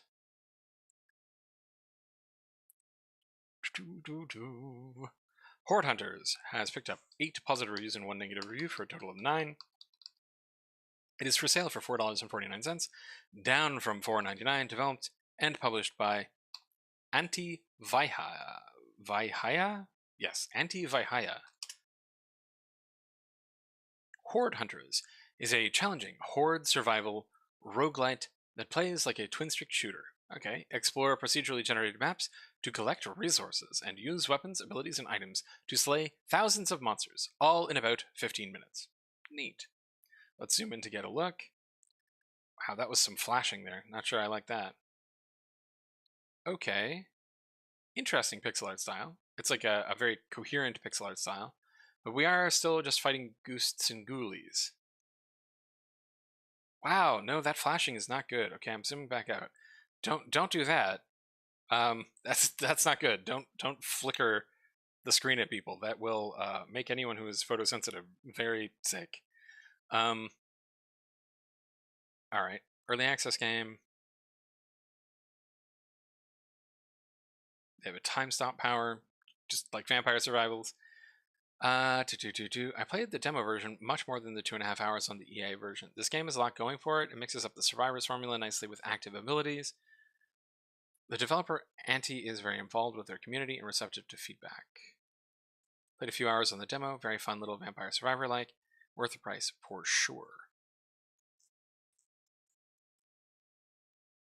Alright, everyone is very positive on this. Okay, what am I going to guess? I don't know yet. Let's check their charts. Okay, 30 people playing it now. 50 people played it yesterday. Up and down go the player numbers, but nothing on Twitch. 131 followers, and the store went up on the 21st of October.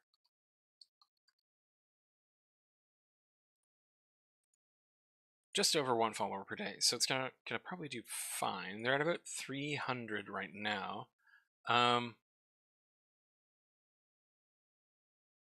think I'm gonna say low-end estimate is 1,200. High-end estimate is 6,000. Anti posts a lot on the Hitmag Discord, I believe. Maybe they'll share their numbers eventually too. That would be nice. Yeah. Yeah. Does look pretty good though.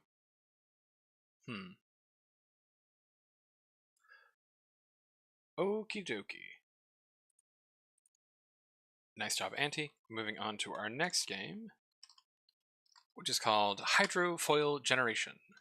Hydrofoil Generation has picked up 11 positive reviews and 1 negative review for a total of 12. It is for sale for $23.85, down from $26.50. Developed by Jack's Vein Studios and published by Hook. All caps.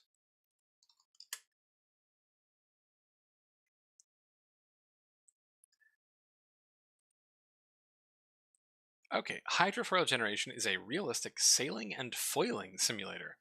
An exciting and accurate first-person simulation of multiplayer inshore regattas. Put your skills and heart to the test. Okay, this is an enthusiast game. Fascinating. I had no idea this was even competitive. Or a thing. Or anything about this, but clearly this person is, and does, and cares about it a lot, so good on them. They have a Discord server. That's nice. They have some good GIFs. Okay. This is an intense simulator, but one I highly recommend if its specific niche interests you. It's challenging, deep, and unique. Played for 3 hours. I don't get it. Excellent visuals, physics, and sound. Good fun. I'm hooked. Surprisingly addictive. Okay, so this is another one of those things that's like, if you're into this, you're going to love this one. Let's see how long this was in development for. 30 people playing now, 35 at peak, no Twitch activity, 300 followers.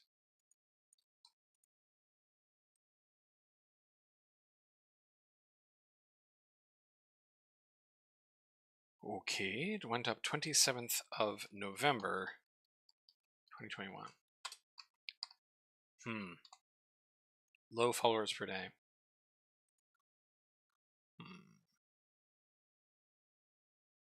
Okay, real hard to say on this one. Because like not part of that world at all, right? This is a highly niche group of people, extremely carefully focused on. I wonder how many people there are who are specifically into hydrofoil regattas. It's got to be some, right? They've got about 300 sales already, and they have about 300 followers. What am I going to guess?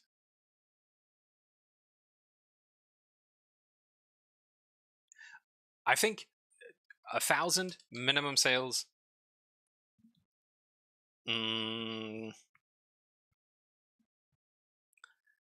8,000 total sales. I'm all over the place on this one. I don't know enough about this world or this kind of game.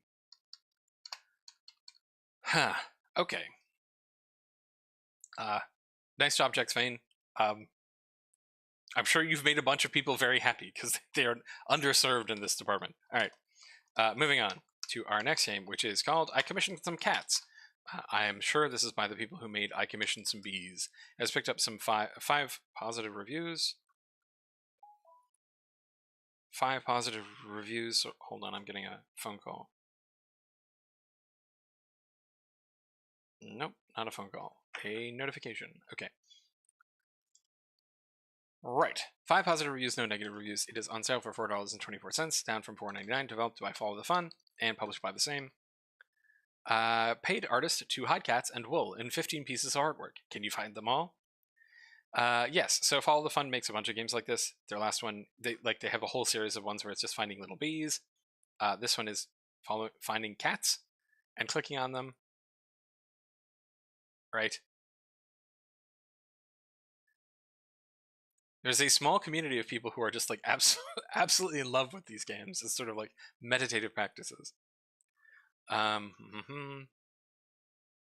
like they buy all of them, right? This person has a small but extremely dedicated fan base because these games are only about an hour long. And I think what I get from the vibe of these games is that this is the same kind of people who are into coloring books. That's what I'm guessing. That's what I'm getting. Anyways, so yeah, like that's how I look at these. It's more like, yeah, I bought the monthly coloring book and then I did that as like a relaxation thing. I also like the fact that they're very upfront about the fact that like the game developer is commissioning artists for this, and they're cool art. I really like the art in this. Okay. Went up the 31st of January. And I mentioned the recurrent customers thing because like the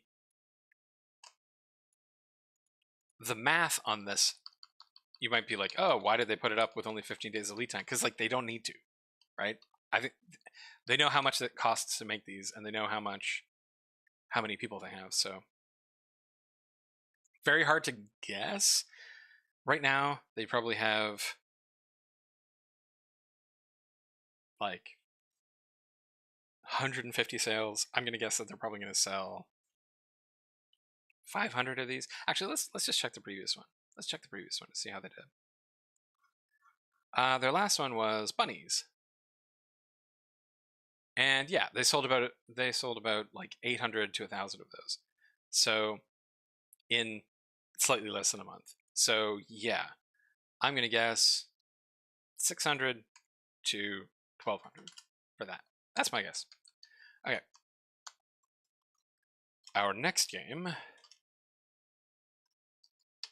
is Inky and Blinky. Inky and Blinky has picked up 1 negative review, is for sale for $2.59, developed by Working Title Studios and published by Working Title Studios LLC.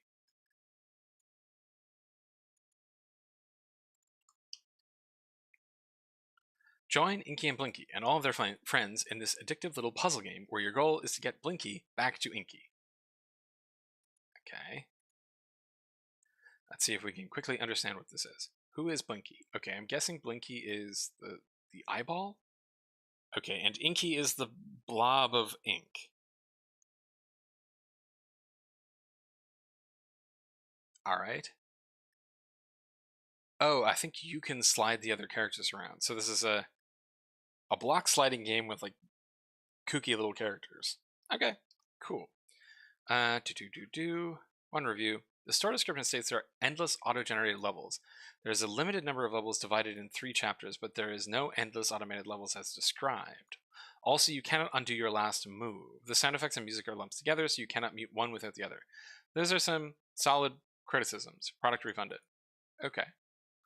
I think Working Title Studios should probably fix all of those. And if they don't have the endless auto-generated levels, they definitely need to remove that. We have endless auto-generated levels. Yeah. If you don't actually have that, don't put it in your store page.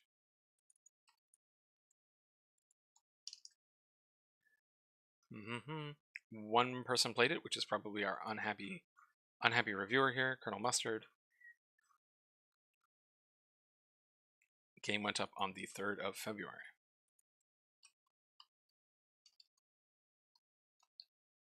And picked up 4 followers. Okay. Low estimate is 10. High estimate is 160. Yeah, 180. Alright, that's my guess. Our next game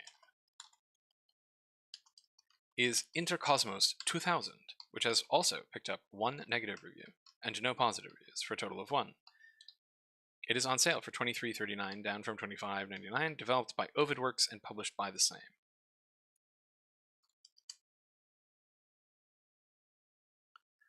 Go to space, save the future, try not to die. Welcome, brackets, back, end bracket, to the world of Interkosmos for an even wilder, weirder, and more wondrous adventure. It's a cool capsule image, I like that.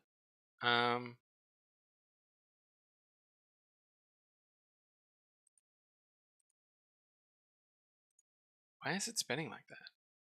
And the fate of the world is in your hands. Okay, so this is a VR game where we're in space. Oh, for me, I think this would be Nausea Central.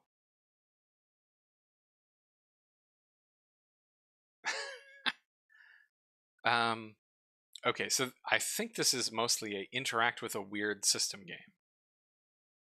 Yes, that's what I'm guessing. Yep. Okay, cool.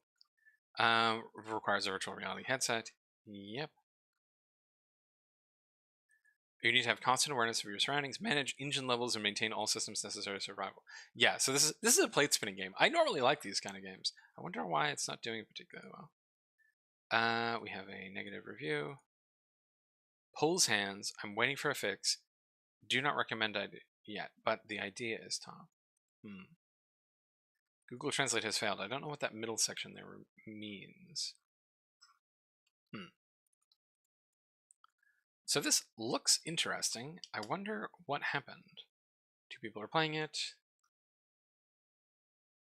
Okay, it went up December 18th.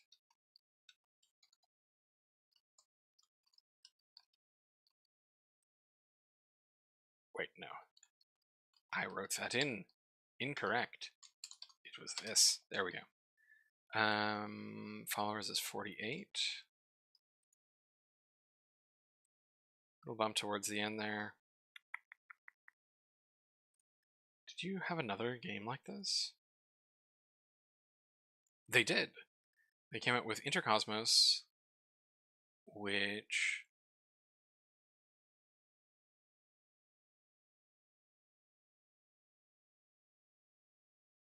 sold about sold about 6,000 at minimum. Okay, so they have an older game like this. What did their previous game sell? Metamorphosis. Metamorphosis did even better. Bah. Did better. Wow. they turned the Metamorphosis into a game. Impressive.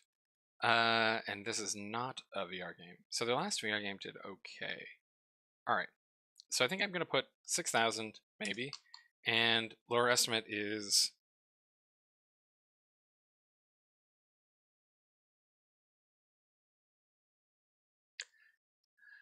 No, they're going to do more than that. What am I thinking? 300. Okay, wild range there. Uncertain about this one because of how few reviews they have. But their previous games did well, so I think they might know what they're doing.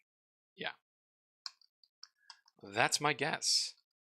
Best of luck, Ovidworks. Moving on to our next game, which is called Jack the Nipper, which is a C64, CPC, and Spectrum game. It has no reviews. It is priced at $5.84, down from $6.49. This is another Gremlin graphics game, and it is published by Pixel Games UK.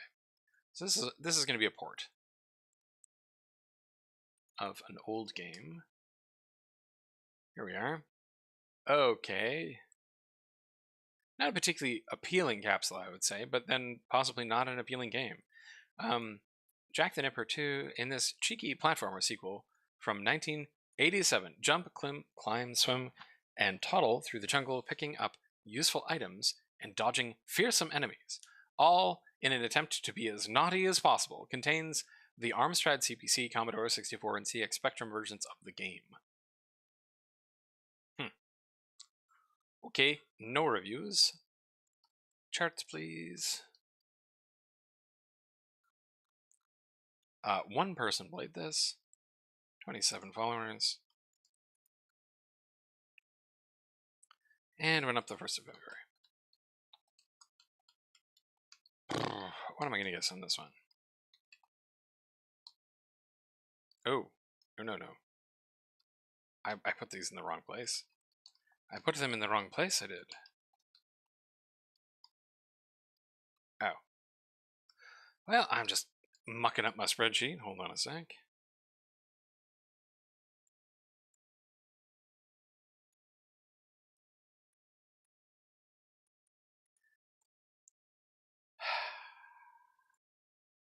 Don't mind me just destroying all of my stuff. Okay.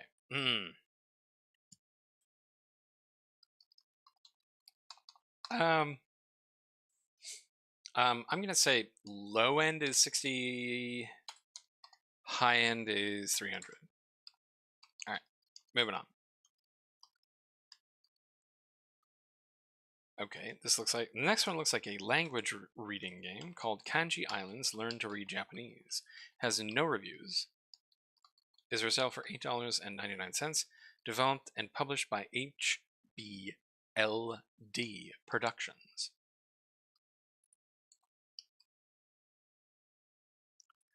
Come to Kanji Islands and learn all the kanjis and vocabulary necessary to become a proficient Japanese reader.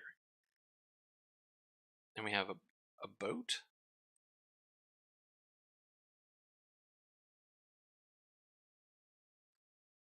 Is this all it is? It seems to be all it is. Okay, they've got another thing there, maybe? Okay, different islands, different rewards. But yeah, it looks like the gameplay is just this. Which seems to just be cue cards. Huh. Alright, let's check their charts.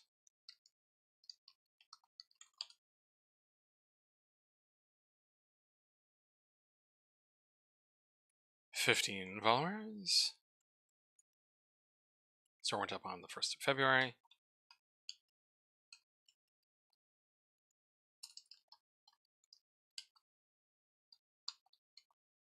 Well, now, what to look at this one? I think I'm going to say low end is 30, high end is 300, maybe? Yep. No, 150, I think. I don't think this is going to do particularly well. I just feel a bit weird about the language learning apps because they never do very well, but I don't think that they're getting most of their money through Steam. I think they're probably getting most of their money through something else, websites or something. All right.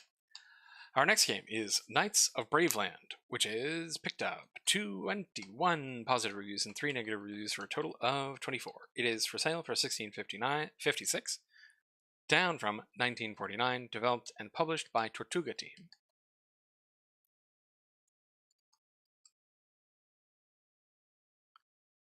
We have a developer playthrough. Cool. Alright, Knights of Braveland. Knights of Braveland is a cooperative beat-em-up action game with a generated story. You will hack, slash, and smash your way to victory. And with your friends, it's so much more fun. Play local or online. Cool. Alright, we have a... I'm getting definitely a Castle Crashers vibe from this. It's not a bad vibe. It's Castle Crashers is great and was largely unreplicated.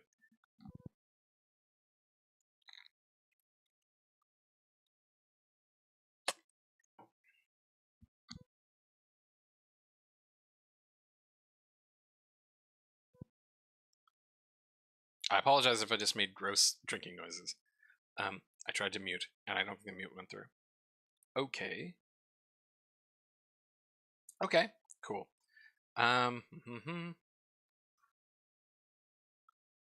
Very good and cute game. Love the game loop, visual style, and little stories with Easter eggs in every scene. Opportunity to play in co-op boosts value of attention to game. 1.5 hours. Finally, it's out. Played co-op in the demo. Now it's time for the full version. Played for 12 hours. This person played to enjoy the story. That's interesting. Someone is referencing Curse of the Dead Gods here.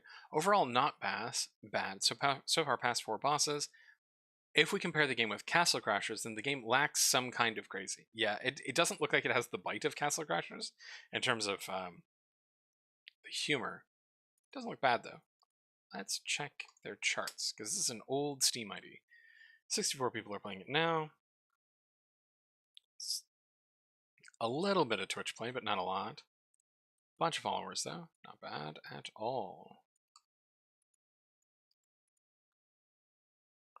Wow, that's a jump. That is a jump. Is this coming out of early access? No. No, it's not. Huh. Wonder what this was. It's definitely something. Okay, store release date went up May 8th, 2021. Huh. Okay. They probably already have about 1,000. I'm going to say low-end estimate is 2,600. High-end estimate for this is 9,000. That's going to be my guess. Nice job, Tutorka team. Moving on to our next game, which is Loretta. Loretta has 24 positive reviews and no negative reviews, and is for sale for $17.54, down from $19.49. Developed by Yakov Butuzov and published by Dengen Entertainment. This might be a solo developer. Loretta. Definitely a striking capsule image there. Loretta is a psychological thriller that makes the player an accessory to the heroine's crimes, leading her through a self-crafted nightmare. Loretta's story revolves around a woman handling betrayal, her husband's infidelity, and reclaiming her agency during the socially tumultuous 1940s. Interesting premise.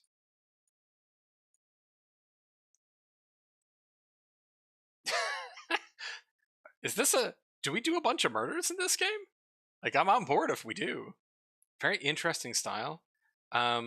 This here, there we go. Those birds. True Detective vibe off that. Like the first season, the good one. Okay, the third one was okay as well, but first season was the one that everyone remembers. This looks very cool. Okay. It is a visual novel, choose your own adventure thriller. Interesting, because it looks like there's like walking around sections, like side-scrolling walking around sessions. Huh. Though maybe they're just cutscenes. Hard to say.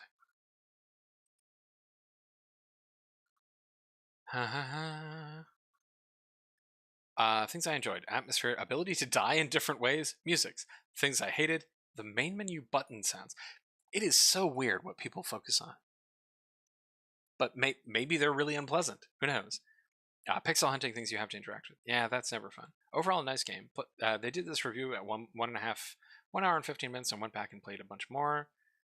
Lots of endings, confusing plot, although it is known who the killer is. I like it. Very nice. This person thinks it's a masterpiece. I'm 2 hours into my first playthrough. This game is intriguing. Yeah, I'm fascinated by this one. This one looks very cool. 24 people playing it now with 36 at peak. Bit of Twitch play with about 100 viewers at some point. And 1,266 followers. Not bad. Under 800 in top sellers.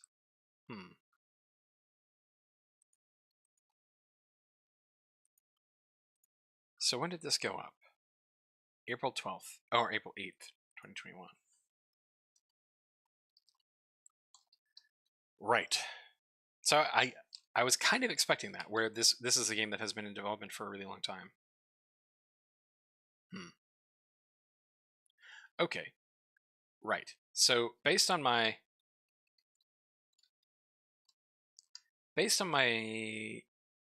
reviews, this kind of game tends to pick up steam over time and does not get a huge hit.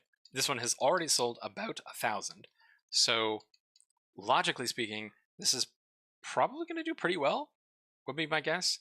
The other visual novels picked up between 60 and 80% additional sales, or 60 and 80. I really need to change how I look at that because it's messing with my head. But they got between 4 and 5 times more sales than their first day. So my guess is lower end, probably 3,000, upper end, 12,000 for this one. It's going to be my guess. Very nice job, Yakov. Looks like a cool idea.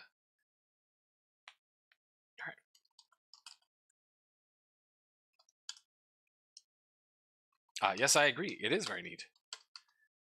All right.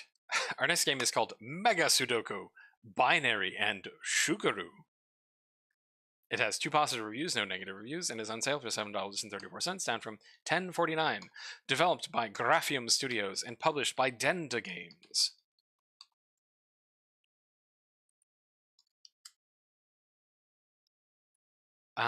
Experience 3 totally different number puzzles in one package with 400 puzzles for you to solve.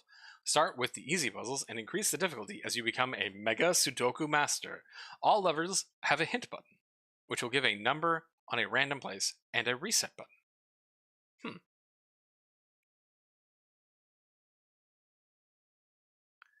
Okay. Alright, looks like variants of Sudoku. I don't know why the cute little anime girl is there in the capsule. I already have several Sudoku games because most games only give you a limited number of puzzles. This game is nice because it gives much easier puzzles in the easy section with several numbers already filled in.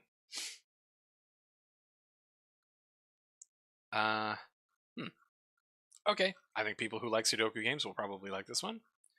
Let's see what their charts tell us.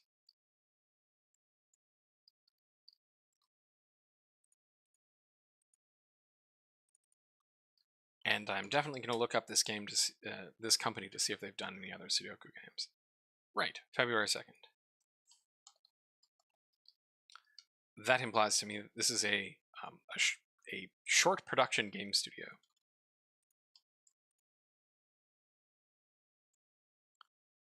Right, a lot of interest. Very, very, very, very short time on Steam, but a lot of interest in that time.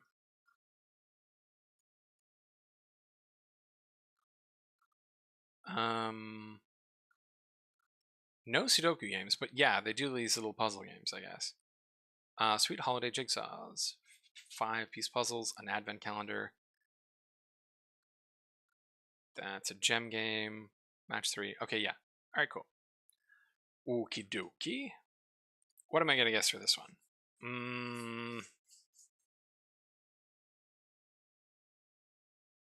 I think low level is 400.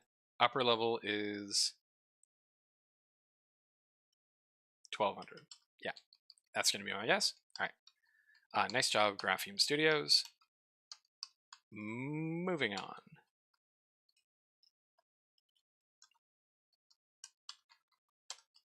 to MiniBob. MiniBob has picked up 1 positive reviews and no negative reviews for a total of 1. It is a free-to-play game developed by Suzanne Vermisian, Eva Schetz, Eiko Graven, Ellen Van Bussel, Gidge.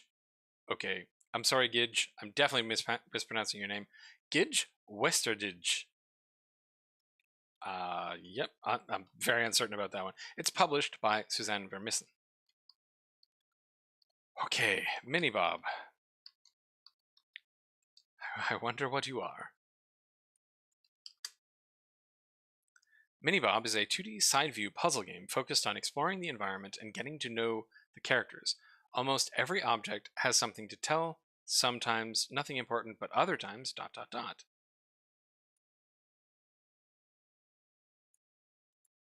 Okay, so I think you're playing this little robot. I like the idea that you get character profiles, achieve tasks,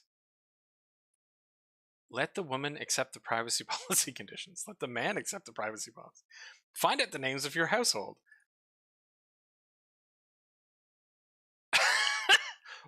What a weird set of goals.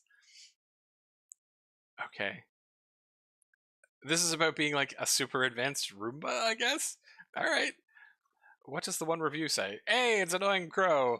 The robot discovers the horror that the gentleman in question has a Steam library of half-finished games.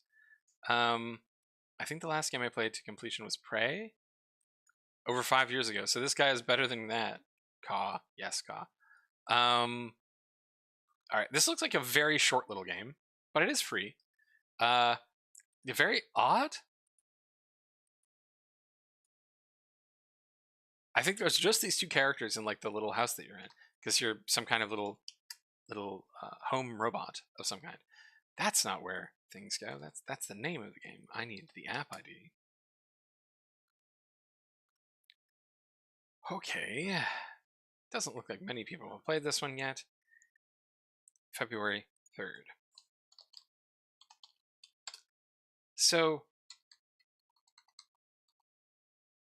like, this is not a company. This is a small group of people. I wonder if this is a student game. Like, this might be a student project. Wouldn't be surprised if that was the case. Because it's like, 25 minutes long or something, and it's made by a group of individuals and not like not an organization of some kind. Yeah, I wouldn't be surprised if that was the case.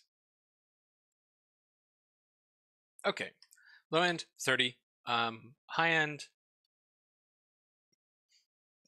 300. Sure.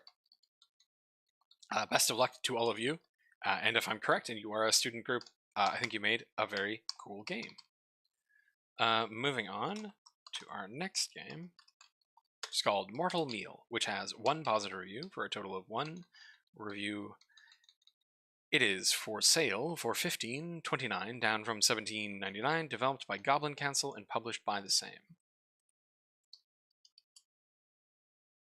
Oh, no, that's MiniBob again. Alright, let's try this again. Play as an untethered spirit, collecting fragments of your past while fleeing a cryptic force looking to consume your soul. Explore and survive an increasingly nightmarish world. Who are you? How will you avoid the harvest of your soul? What will you uncover with the time that you have left? Then we have a capsule of like a little floating ghost boy, like holding up his hands. Okay. Definitely getting like PS1 visuals off of this one.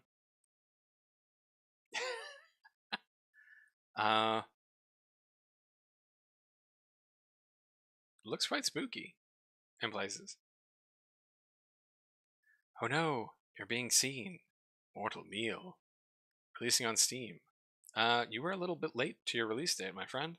And also, you need a release trailer. Mortal Meal is a 90s retro-style adventure game featured on the haunted PS1 demo disc. Oh, so this was a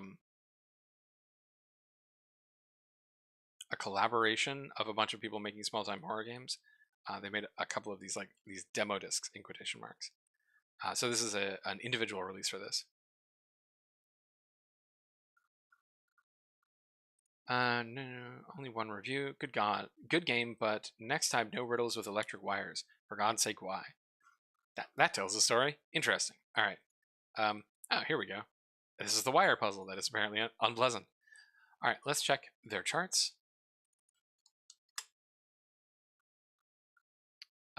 Looks like someone played this on Twitch, but they only did so from 8 o'clock to 9 o'clock. Almost exactly 1 hour. Interesting. That's 50 followers there. Went up May 10th, 2020.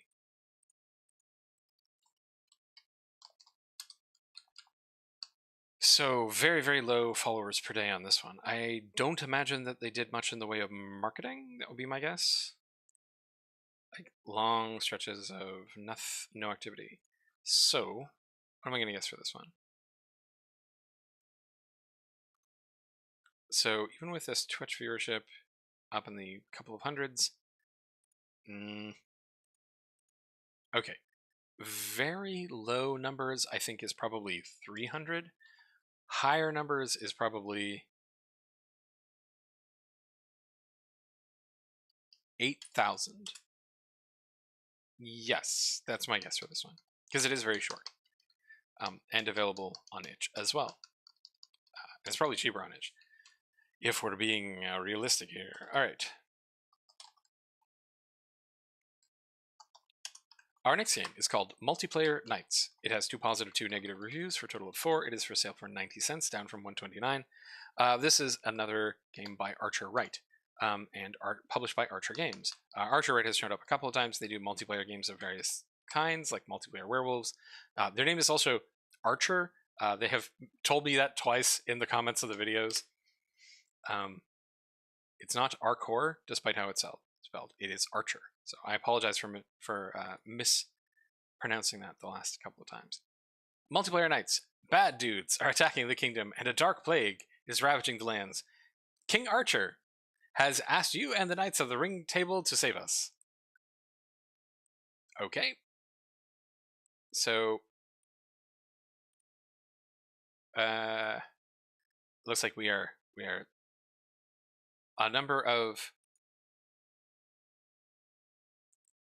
knights. I guess we're fighting a centaur guy. Okay.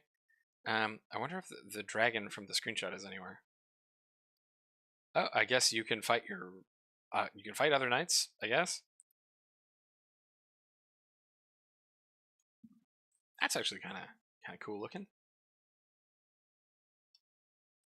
I wonder if these are NPCs or supposed to be other players. There is a dragon. All right, cool. The review from RINA is, this game is just as good as you think it will be. Okay, I think these people may be not exactly being truthful there.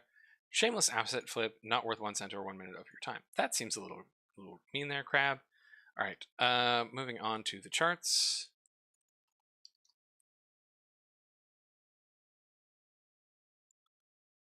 And this went up on the 3rd of February.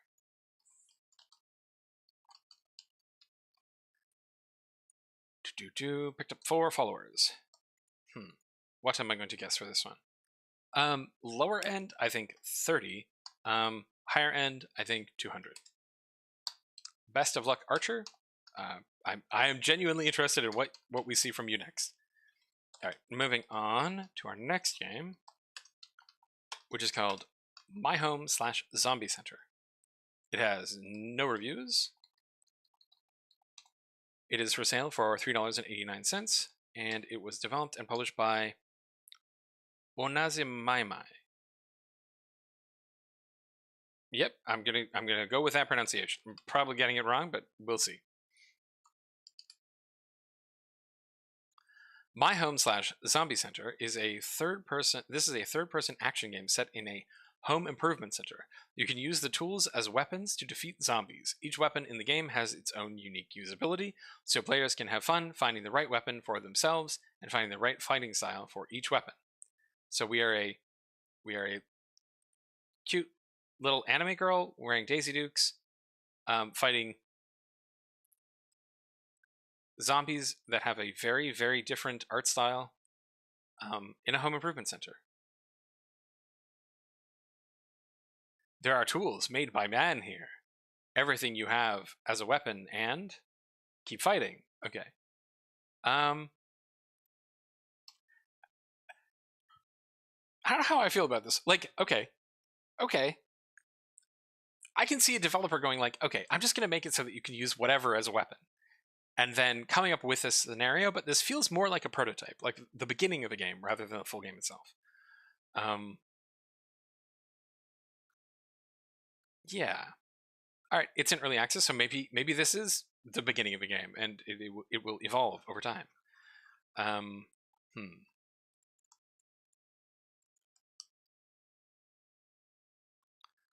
Okay. All right, store page went up on the 21st of January. Not a great deal of time. Picked up 51 followers, so not bad. But no reviews. All right, I'm going to assume that they fill out their followers at least. So I'm going to say low estimate is 100. High estimate is 300. Is that really my high estimate? That'd be about 9 or 10 reviews. No, I could see it get up a little bit higher than that. So I'm going to say higher estimate is more like 600. All right, best of luck. I hope that game evolves into in interesting directions. And we're going to move on to our next game, which is Neon Blast. Neon Blast has 1 positive reviews and no negative reviews for a total of 1. It is for sale for $5.19, down from $6.49. Developed by Entwickler X and published by the same.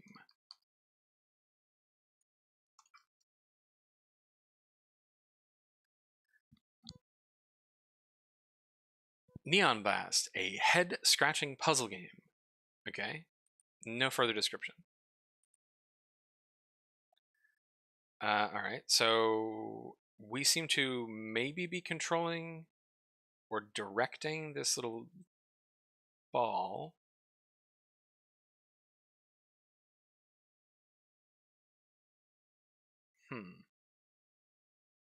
Looks like you're always bouncing up and down, but you can control your left to right movement.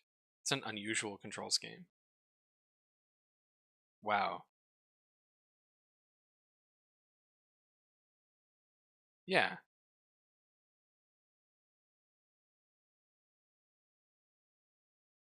Yep. Okay. What an odd control scheme. Okay, cool. I mean, it is a comprehensible one, though it takes a few seconds. But it's kind of weird. Yes, it is the ball. Move it with your controller. Challenging puzzles, 50 unique levels. Only 1 review. Good. Huh.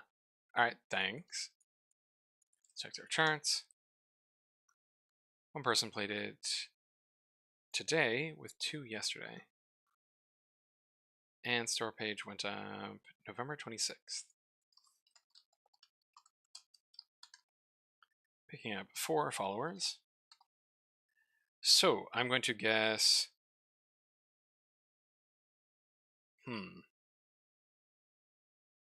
I'm just getting a little staggered here by the name of the next game. Okay, so low end, I'm going to guess 30. High end, I'm going to guess 300. Yeah. All right, our next game is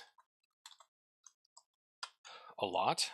I'm going to call this Niflhel's Fables, and I'm not going to read the rest of it because that is actually an ethnic slur. So you're not starting off on a strong footing here. It has 17 positive reviews, 1 negative review for a total of 18. Its current price is $6.17, down from $10.29. Developed by D-Novel and published by D-Novel. What the heck are you guys doing?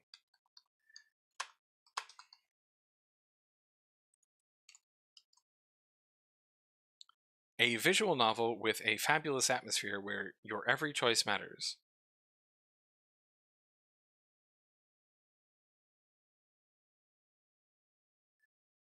Okay.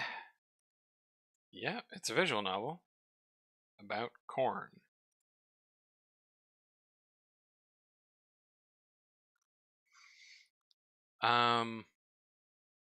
Ruff and his brothers went haymaking one day. His brothers punished him. Do not lie down in the heat on the boundary under a broom bush. What? The setting is based on Slavic folklore. I'm getting some real anxiety from this one, everybody. There's a bunch of early access reviews, so this is a 1.0 release for this. Huh, interesting.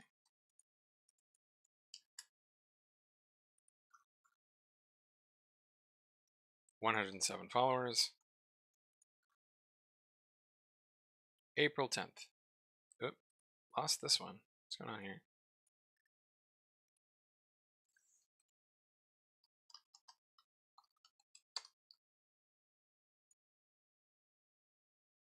Cold spaghetti bundle. Weird. Okay, so I'm guessing they went into early access here. And that's where they are now. Okay. So low-end estimate is about 600 sales, I think, for how many they currently have. I don't think they're going to get that much more than that. So my low estimate is going to be 800. My high-end estimate is going to be 1,200, I think. Really, really weird that Steam is okay with that. All right, moving on to our next game, which is called Overrun Survivors, which is for sale for $5. Nope, that's not the for sale price. That is 5 positive reviews, no negative reviews, for a total of 5. It is on sale for $8.09, down from $8.99. Developed and published by MidQuest Games. Overrun Survivors is a fast-paced action roguelite game that throws players into the middle of hordes of aliens and asks them to fight tooth and nail in order to survive. Play through different alien planets and feel powerful knowing that you're the only one who can save the day. Okie dokie, we have another horde-like survival game. Is that our third one today? I think. This one is a 3D one, and we're fighting aliens. Looks like there's lots of different kinds of things. Fight with bosses and titans. Okay. Looks like some pretty cool monsters and bosses there. How far will you go? I don't know. Alright, so this is early access.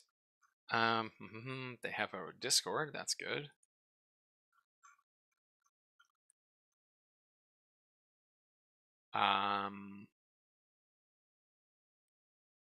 Okay, this person likes it. Very intriguing game. I've recently started playing this genre and I'm hooked. They played for 2.5 hours and then went back and played for 5 more hours. So there's stuff here that if you're looking for this kind of game. Cool characters, controls are good. I don't like sluggish games and this one doesn't feel slow. Game has really nice graphics. If you like Vampire Survivors, play this one. Solid recommendations there. Let's check their charts.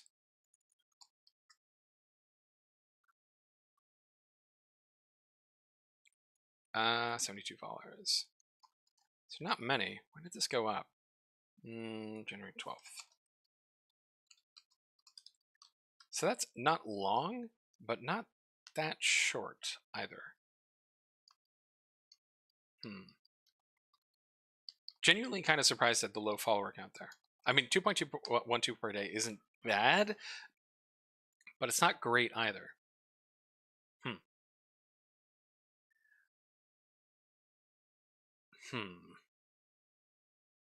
Okay, I'm going to guess that they are probably going to do slightly better than their numbers say, because my guess would be the reason why they have a relatively low follower per day count here is that they did not do a lot of like external marketing. Did they do any Twitch stuff? They got one quick view on a very small Twitch channel. They had Yeah, not many Twitch viewers at all. Okay, so I definitely think that these people need to be like, they need to be talking to Splattercat, and other people who play this kind of game on Twitch, because I think that that would get them more numbers. As it stands,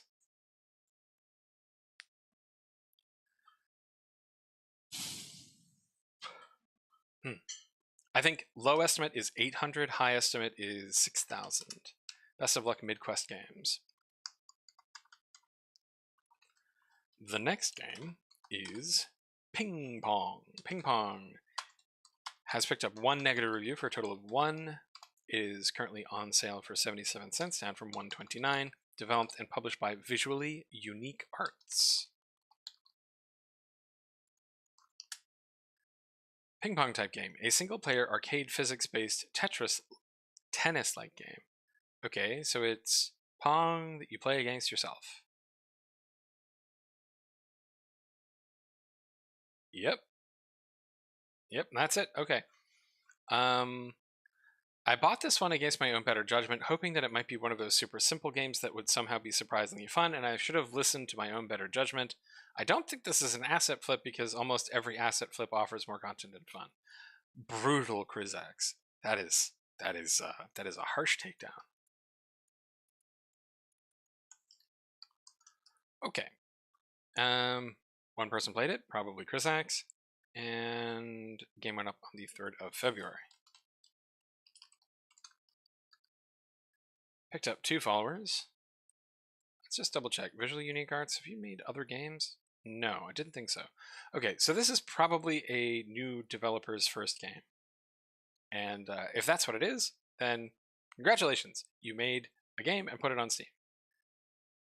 And as it stands, though, I don't know if this is going to attract many people. I'm going to guess my low end is 10. I think my high end is maybe 60. All right. Best of luck, Visually Unique Arts. Next game is called PyroSlam VR Table Tennis. What? I'm always astonished when we get these sort of like weird alignments. Here we have two table tennis or table tennis related games right next to each other. This one has 1 positive review, no negative reviews for a total of 1. It is for sale for $19.49, and it is developed and published by K-Champ Games. It also has one of the oldest Steam IDs that I've seen. So maybe this is a 1.0 release? Let's see. Power-ups, explosions, and upgrades make PyroSlam the ultimate VR table tennis experience. Compete against players across the globe in ranked online multiplayer, or battle a slew of unique AI bosses. Meticulously precise physics make every shot feel like the real deal. Okay. Looks kind of neat. I like the little robots using the paddles.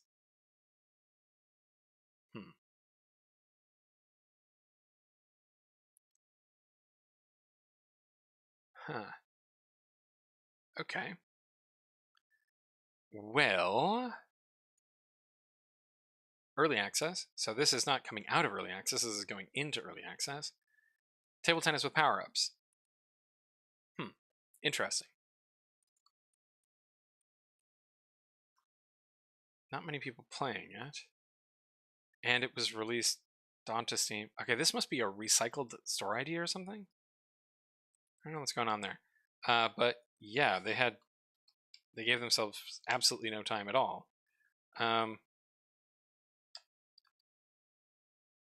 Like 0 time, actually. None. They picked up 8 followers. So very, very hard to make an estimate off of that, because they have given themselves absolutely no marketing time. I wonder if this is a port from the Oculus store. Doesn't mention it. Nope, doesn't mention it. So, weird choice. I think I'm going to say low end's 3,300, high end. high end 1,000. That's gonna be my guess. All right.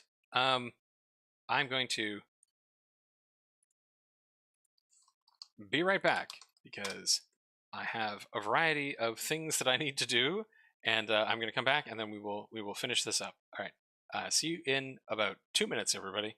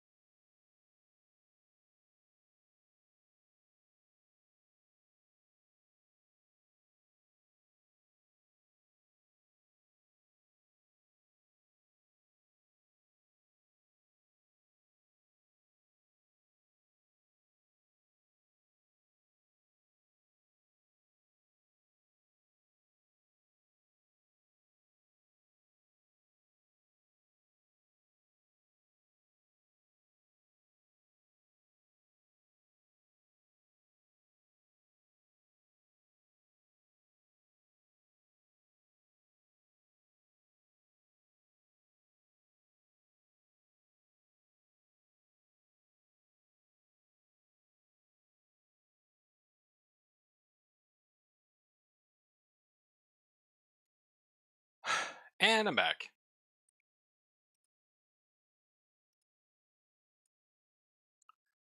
Okay, how many do we have left of these?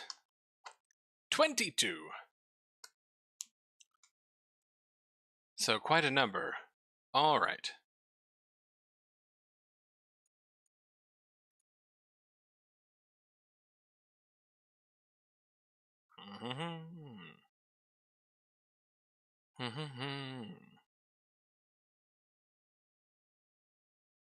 Okay. So, our next game is a Real Zombie War Simulator, which has one positive review for a total of 1, is on sale for $1.09, down from $1.29, and is our game for today, coming from Inspector Studios, which is Yusef Isam Sayan and Samadakar. Let's see what our friends over at Inspector Studios are doing. Destroy all zombies with sniper or other gun in this zombie game. Okie dokie. Looks like this is their take on a zombie shooter. That's unusual. I guess they're going away from cars.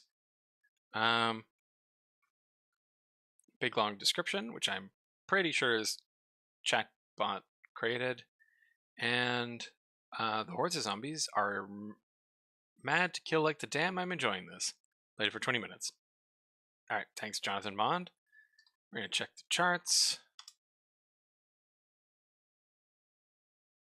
One person played it at a time, I think, and went up the 3rd of February. 5 followers. Okay, well, like normal, I think I'm going to say probably low end Gonna sell 100. High end, I think they're gonna sell maybe 300. Good luck, you too. Moving on.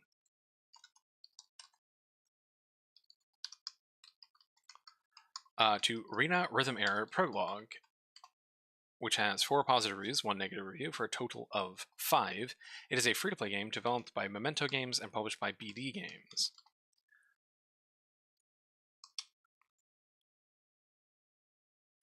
The indie rhythm game RINA RhythmERROR is now here, lighting up the retro electronic trend. Bring unique boss fight experience with the Error Girls. Huh.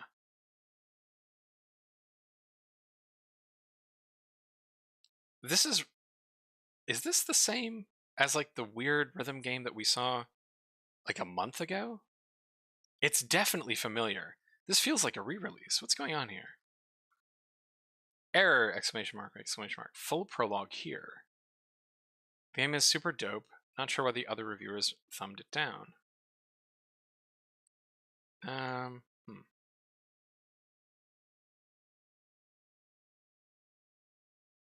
Parts of the game code as well. Could they be using ChatGPT to make the game code? I've heard of people using like GPT for code. It's possible, but you kind of have to like guide it. How they pump out games every day. No, I think they're able to make lots of games because they're reusing parts of their code, right? Like they released a whole bunch of different car games, and they were reusing the same kind of car models. They reused the same city in places. So they're mostly reusing assets they have, and reusing like controllers and systems and stuff, and changing the context or changing parts of the controller, right? Like they made a bunch of drift games. So yeah, it's unlikely they're using AI. They might be, but I don't know. The wife is very beautiful. Okay, so the waifus are very beautiful. The music is very touching. Waiting for the official version. Isn't there already an official version? Memento Games, did you not release this game last month? They released the demo last month. Okay, I looked at the demo. The demo, yes. Okay, so I have seen this one before. All right. Let's check their charts. Right, and here's the full game. Okay, so I'm gonna call this one up and also get the charts for this. So first, let's check their prologue charts. Some people are playing this, and the store page for their prologue went up the 31st of January. Getting to the dizzying heights of 17 followers.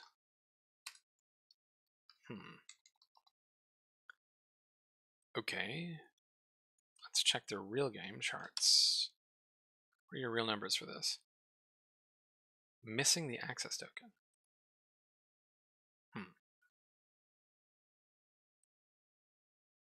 Couple of Twitch viewers. 222 followers. Okay. Whale now. What am I going to guess for this?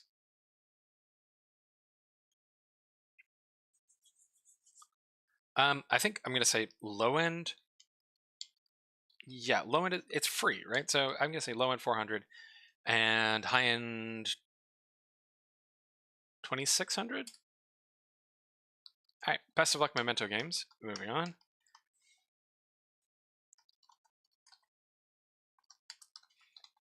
Our next one is Rooftop Renegade, which has 1 positive review, no negative reviews, for a total of 1. It is for sale for $23.49. And it was developed and published by Melonhead Games Pty Ltd.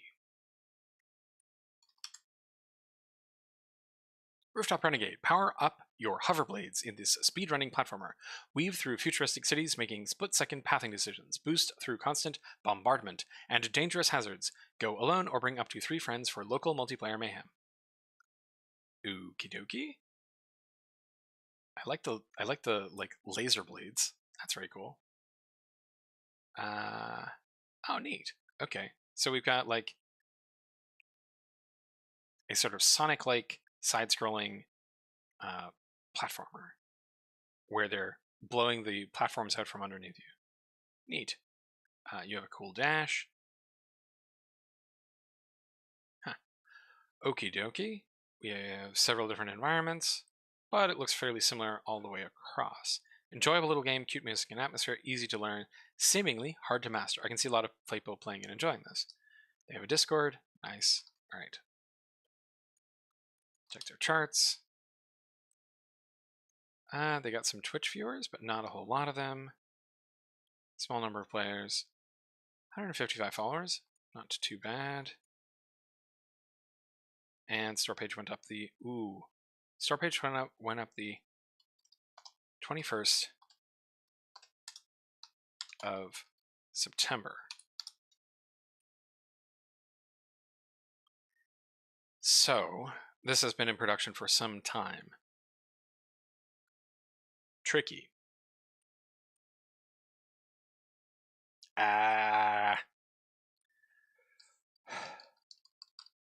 3 years to only sell 30 copies on your first day? It's gotta sting.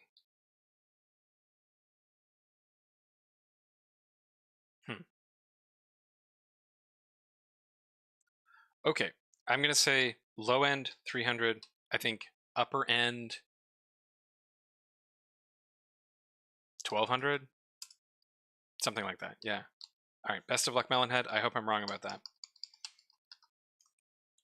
Moving on.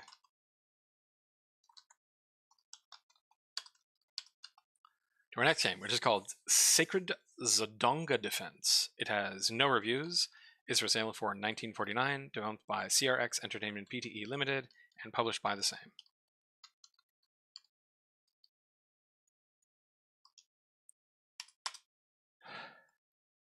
Defend the sacred island of Zodonga against waves of invaders looking to subjugate and colonize them, and liberate their exotic fruit resources. What's not to love about this challenge? It is a tower defense game. Okay. Cool. Let's check their charts. Went up on the 3rd of February. And picked up my followers. I am going to say probably low end 30, high end 300. Best of luck, CRX Entertainment. Moving on to our next game. To Soul Knight, The Forest of Spirits, which has 6 positive reviews, no negative reviews, for a total of 6. It is for sale for $2.07, down from $2.59, developed and published by Sky1 Studios. A lone knight is lost in an enigmatic cave. Now he must rely on his unshakable soul to face unknown challenges and uncover secrets in this journey of cunning and bravery. Your mission is to find a way out, facing the darkness, avoiding obstacles, and finding solutions to the challenges.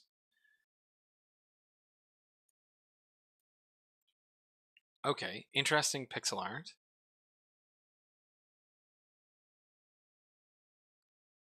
Looks like your mouse is controlling, like, your soul, the little blue ball that you can put into trees to have various magical effects.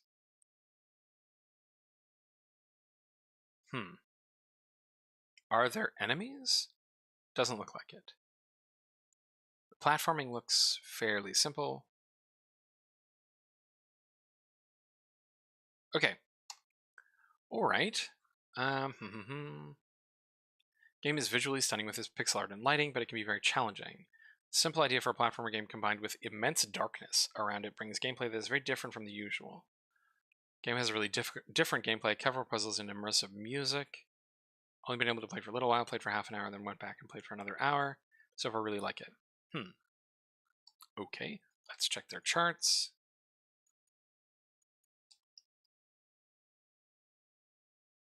Nobody's playing it now, and only 2 people played it at peak. That's not a lot. February 3rd. So that's not many. 22 followers. That's a surprising number of reviews for so few followers. I mean, it is neat looking. They do have 1.83 followers per day. What am I going to guess? I'm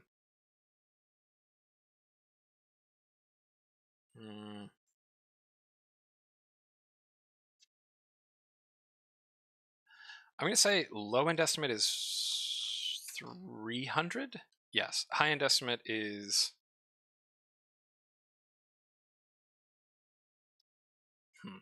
1,200? Yes. Okay, cool. Okay.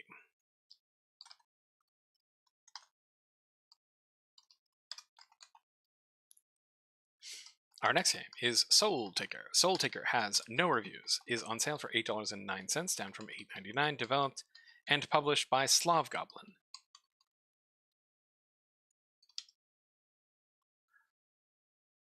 Win your way out of hell by playing the card game Soul Taker, a fun card game with a strong, relaxing atmosphere and anime-like visuals combined with a cute card dealer from hell.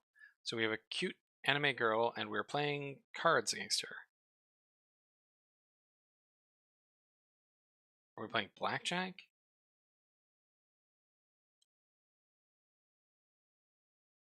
I don't understand the card game. No reviews. Okay, let's check the charts.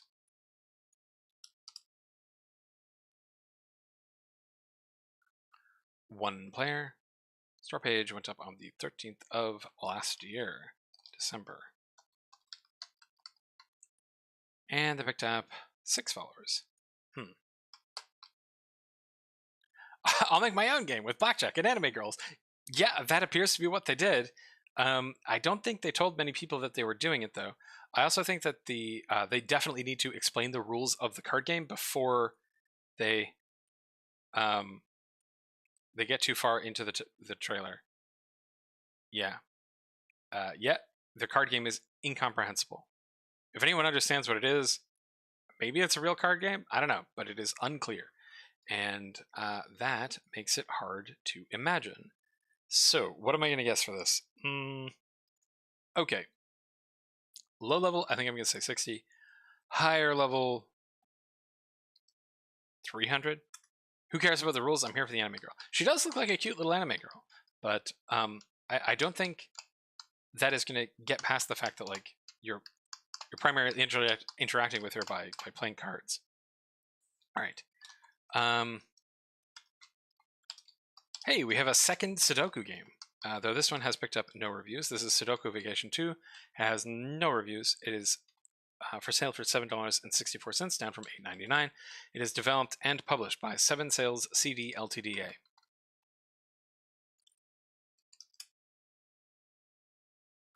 Play through more than 400 levels of Sudoku in 3 variants: Asterisk, Girandola, and Center Dot. I don't know what any of those mean, but then I'm not a big Sudoku player. Okay, looks like we have a vacation-themed Sudoku game. And the vacation theme... Whoa, that's way too loud. Is literally just maybe these little flowers. The vacation theme is very thin here. But hey, I guess it's Sudoku? Hard to say. I wonder how many Sudoku games there are on Steam. I'm guessing a lot. 7 followers.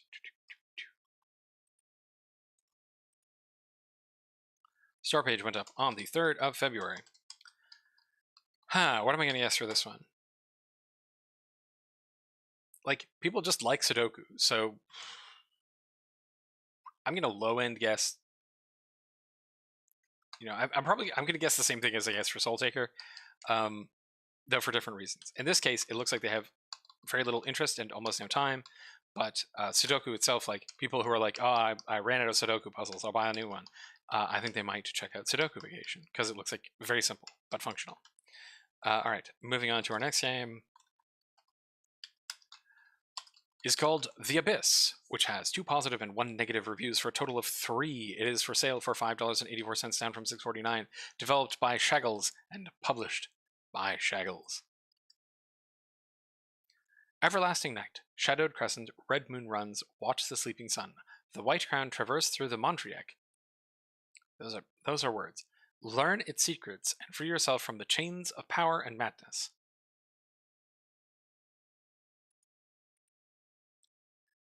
And take their power. Okay, a solitary tree. Standing tall and proud and free. This is a very odd choice. Like, we're this little person with hair, but everything is so dark that, like, all you can see is your own hair for the most part. Okay, so we're lady in the dress, I think. But like, you can mostly not see who you are or what any of the things you're interacting with are. Interesting choice. This is a platformer combat game, though. Adventure action souls like Lovecraftian. Funny game. Played for 5 minutes. Probably not funny, actually. You move through each level to reach the end where you encounter a boss. The learning curve is too steep because you only need to learn a handful of controls. I'm getting it, be honest. How dark it is. Yeah, it is very, very dark.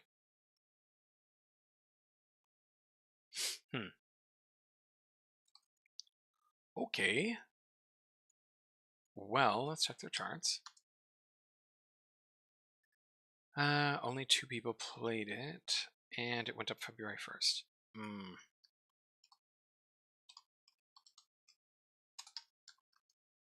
Picked up 7 followers. Huh.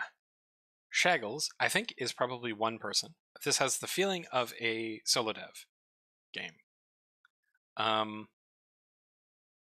it also has the feeling of a game that maybe did not get the playtesting that it needed.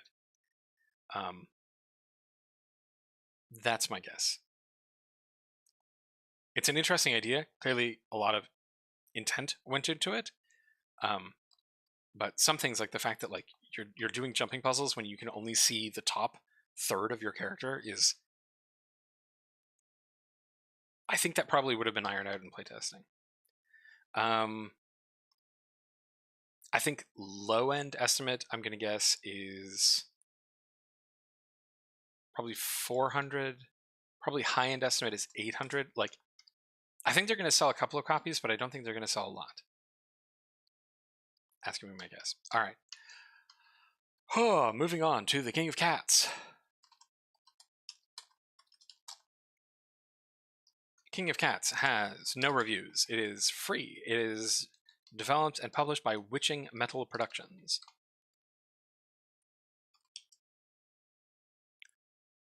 Hey, we have another horror game. Navigate the claustrophobic corridors of a cargo ship and try to survive a night with man-eating tigers on the loose. What? Your choices will determine who lives and who dies. This is an interactive fiction visual novel game with pixel characters. I mean, the art style's bananas.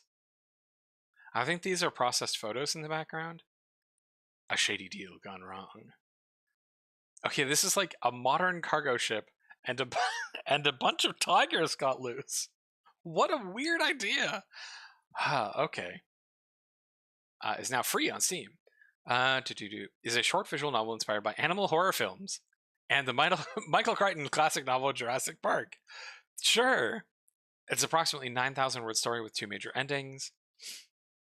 If you want to see black and white photographs of tigers, you should play this game. Thanks, Crow. It's pretty easy to get all your party members killed. Have you made anything else? They have. Oh, they made... This is the people who made A War of Madmen's Making. The game where you play as like the military advisor to a dictator. Huh. Well, I hope they had fun with this one. Their last game was pretty cool looking. I mean, this is a really funny idea as well. If anyone wants to play this one because it's free and tell me how it is, please go ahead. I don't think Grow is going to tell us, but all right, went up on the 3rd of February. Only 7 reviews. Whoop, that's 78 followers. 7 followers. No reviews. What am I going to guess? I'm going to guess their previous game did the same thing, where they didn't get any response on the first day, or got very little response. Whew. So I'm gonna guess low end 300, high end 1,200. Yep, that's my guess. All right, next game is called The Last Pawn, which also got no reviews. It's for sale. However, this one is for sale, which is for sale for $6.49. Developed and published by Devere Rockman. So this is another solo dev. Alright, the last spawn is a shooter platformer. You play as the last hope of your kingdom. In your journey across the land, you'll find yourself dealing with multiple enemy types, boss battles, and 21 different levels. Huh. Okay, so you're this little guy with a helmet. You can climb and shoot. Okie dokie. Alright. I'm gonna check their charts.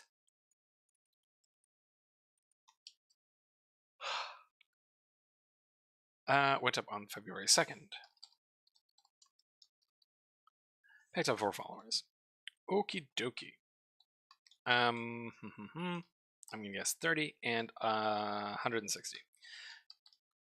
Devere, congratulations on making a game. I'm guessing this is your first game. Yes. So congratulations. You made a game. You put it on Steam. People can buy it. And I look forward to seeing what you do next. All right. Next game is The Last Shot, which has 8 positive reviews, 1 negative review, for a total of 9. It is on sale for $11.69, down from $12.99, developed by Rumata Games and published by Critivo.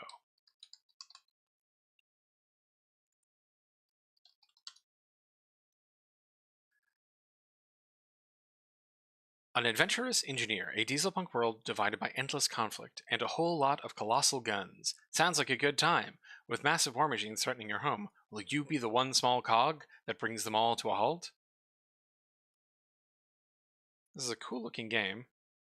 Wow, it's like Simpsons style. Yep. Okay. So, I mean, the backgrounds are wild. Giant mech shooting a laser out of its mouth. Oh, wow, you can ragdoll. Hey, that's cool. Okay.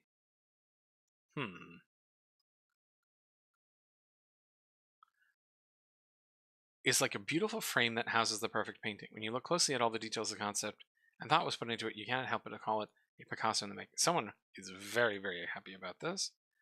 A Russian review that is positive. Watching the trailers, the game seems more driving. In fact, it turned out to be almost a primitive platformer where you go and admire the landscapes, events, while performing not particularly difficult tasks along the way. Okay, so this seems to be mostly like what am I thinking? Okay. Nope. The word is not coming. Very unique art style featuring many grand scenes, excellent mechanical design. Right, so people are praising the art and saying that the gameplay is very simple. So, alright. I waited after publication on a well-known public for a long time, but I'm happy with everything the game and its fans. Are there early access games? Reviews? No. Okay. Let's check the charts. A couple of people playing it now. Relatively big streamer played it for a couple of hours. 767 followers. Not bad. Star page went up May 19th, 2021.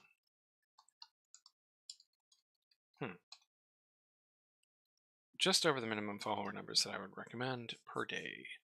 So, they probably have about 300 sales now. I'm going to guess that at very minimum, they fill out their followers and then a bit more. So I'm going to say minimum is 1,000. Maximum is probably 4,000. All right, best of luck, Rumata Labs and Critivo.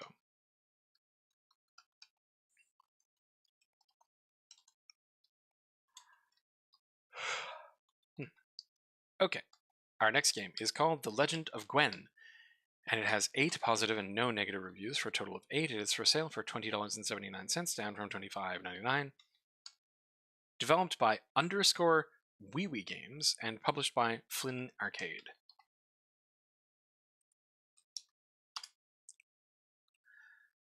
Join this amazing magical adventure and help Gwen restore the moons! The Legend of Gwen is a hardcore platform game with a retro style where the objective is to get all the stars in each level. But the real question is, can you do it? I approve of all games that have witches, especially ones that let you ride a broom. So, A+ there. Amazing puzzles. Looks like you've got a little dash. You can get smashed by hammers, always fun.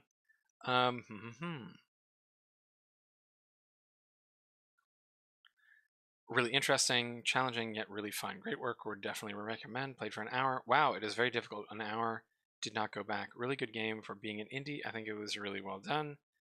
Played for an hour and a half, went back for half an hour. Love the old school retro platformer 3D. Okay. Alright, let's check their charts.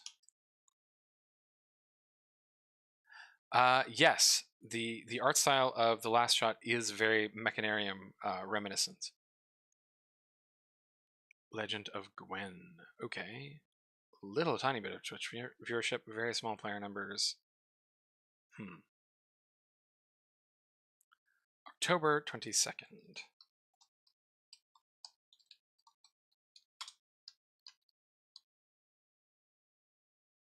Very small player numbers, very small follower count.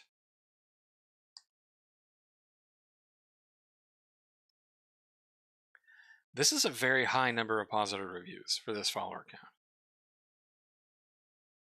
And this follower per day count. Which means I'm going to make a relatively low estimate in terms of total number of sales. I'm going to guess possibly low estimate 100, high estimate probably 500. That'll be my guess. All right, moving on to our next game.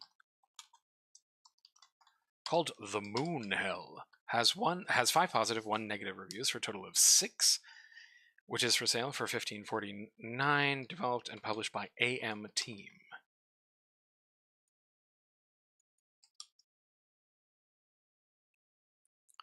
Moonhell is a very difficult third-person action RPG set in a fantasy world in a fantasy mood in all game elements. Sound, levels, light, atmosphere, and other. I like that other is a game element, apparently.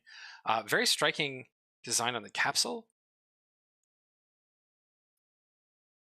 So, like, very nice logo design there. Interesting visual design of the internals of the game. But what is the game itself? Nope, these are just locations. What's the game? More locations? Okay, that's a game. We've got a guy with a spear running, and a baddie. And now you can hit them with swords. Okay. Interesting location design. Very, very simple store page. Very difficult game.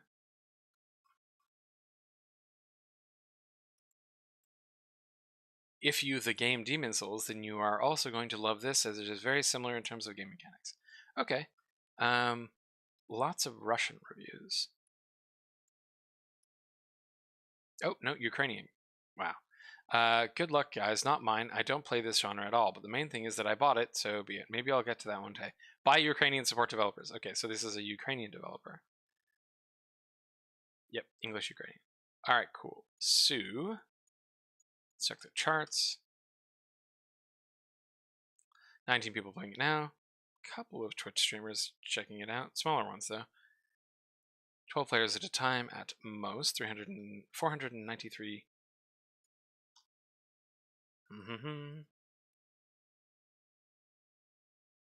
Okay. What's up? October 24th.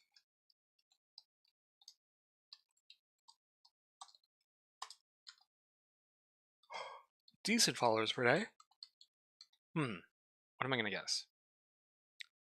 They have already sold probably 150 copies. I'm going to guess they're very easily going to get their follower count. So I'm going to say minimum is 800, maximum is 8,000? We'll see. Could be wrong. I know it's a big range, but who knows? Alright. Our next game is The Tales of Bayun, which has 28 positive and 3 negative reviews for a total of 31.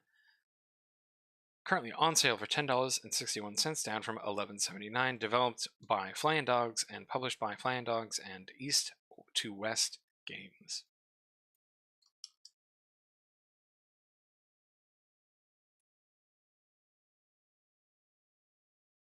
Okay. The Tales of Bayun. Can a flat world resting on the back of 3 demon bears live in peace? What? Of course not. Immerse yourself in the universe of dark Slavic legends. Explore the characters' stories and make difficult choices that affect the course of events. Bayun the cat will help you, if you're lucky, that is. We have a cute cat in the like weird cat monster thing. Alright. The art's very strong. Very cool art. This is a dark fantasy, choices matter, multiple endings. I'm guessing this is a visual novel then. Yeah, like it's very polished. Bayun is a very large cat.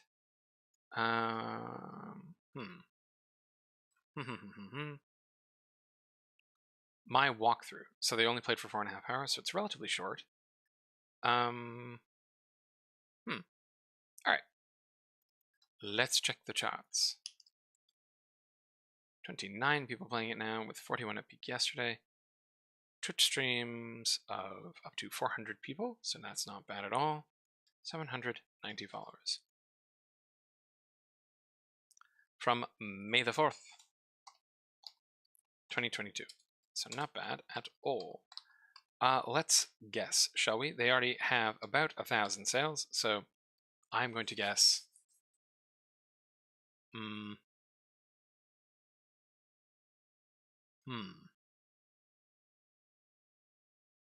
5,000 to 12,000.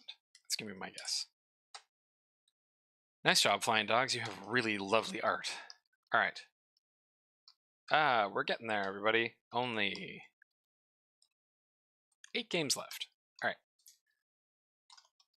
Oop, that's not correct. I need a 3. There we go. Okay. Our next game is called THZ. Has gotten 0 reviews. Is for sale for $5.19, down from $6.49. Developed and published by Live CGI.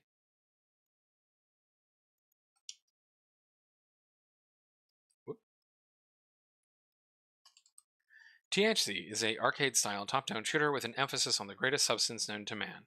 It's pretty dope. Okay, so this is a weed-based top-down shooter where you're shooting zombies, I guess? And then the numbers 420 pop up.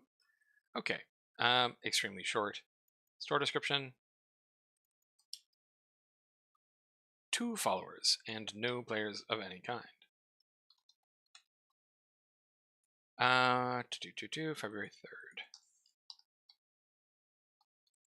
Okay, live CGI. I think if you want to make a game that's a bunch of weed jokes, you got to tell people about it. You have to tell people about the jokey game in order for them to buy it. As it stands, I think my low estimate for you is 30. My high estimate is 300. Best of luck. Moving on to Wak Attak. Wak Attak has 1 positive review, no negative reviews, for a total of 1. It is for sale for $3.89, down from $6.49. Developed and published by Waka Waka Games. I'm guessing this is probably also a jokey game. No, it's not. A retro arcade adventure. It's Pac-Man with weapons. Take our hero through 29 devious mazes and fight ghosts, dragons, vampires, and more. Cast powerful spells, find fun treasure, and try to rescue the rest of the Waka Wakas. Wak Attak is classic retro goodness. Okie dokie. So yeah. Yeah, it looks like a Pac-Man kind of game. Except you have weapons rather than eating pellets. Interesting. Game is fun and spontaneous. Alright. That was a review from someone who received the game for free. Okay, went up February 1st.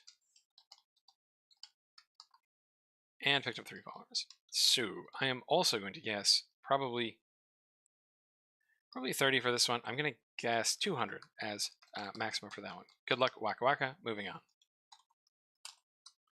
to our next game, which is called Web or Dead, which has also 1 positive review, no negative reviews, for a total of 1. It is for sale for $7.64, down from $8.99.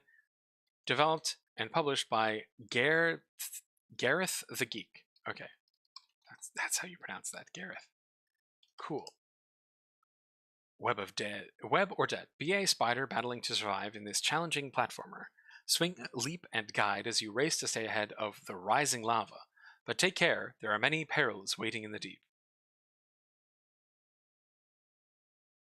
Okay. Well, gonna have to tell Tony to stay away from this one. She is not a fan of this. Fun and tricky game. I died a lot getting the hang of swinging, but that is half the fun. Yeah, I do like swinging games. This is probably something I actually enjoy. 1 player now with 4-player peak, and we got a store page that went up on the November the 28th.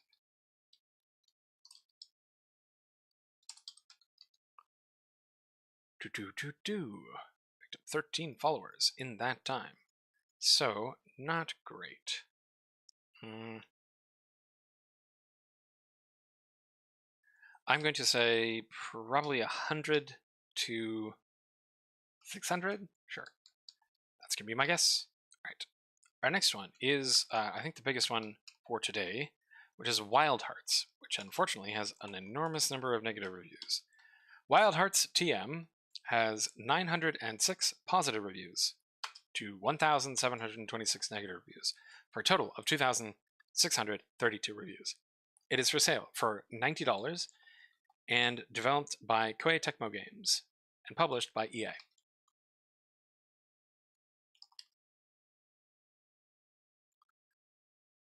We have a development prelude. Master ancient tech to hunt down giant beasts. Pretty simple. And we're starting with a puppet show. Interesting choice. Oh, there's the big giant beast.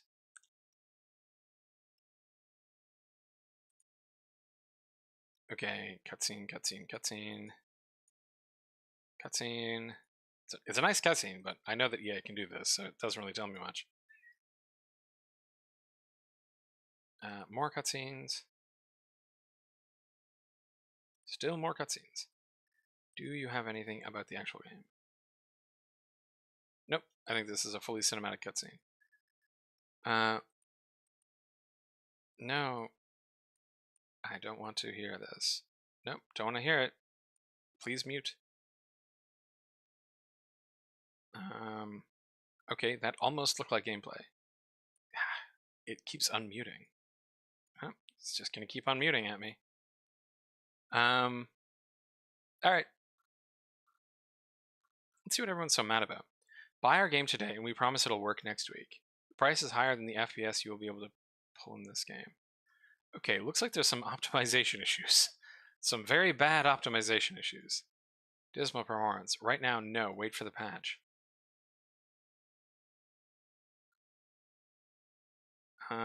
Yep, no one is talking about anything except for the performance. So it looks like there might be performance issues on this one. Still, 15,000 people playing it. Not bad. They have 50,000 followers that they picked up from October 6th.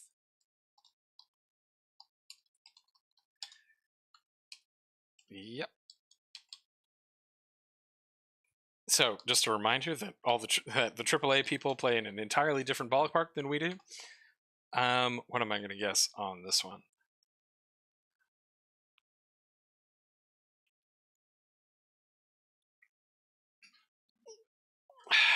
They have probably already comfortably sold 90,000 copies of this. Something like that. So my lower end guess on this one is 700,000. And my high end guess is 2.5 million.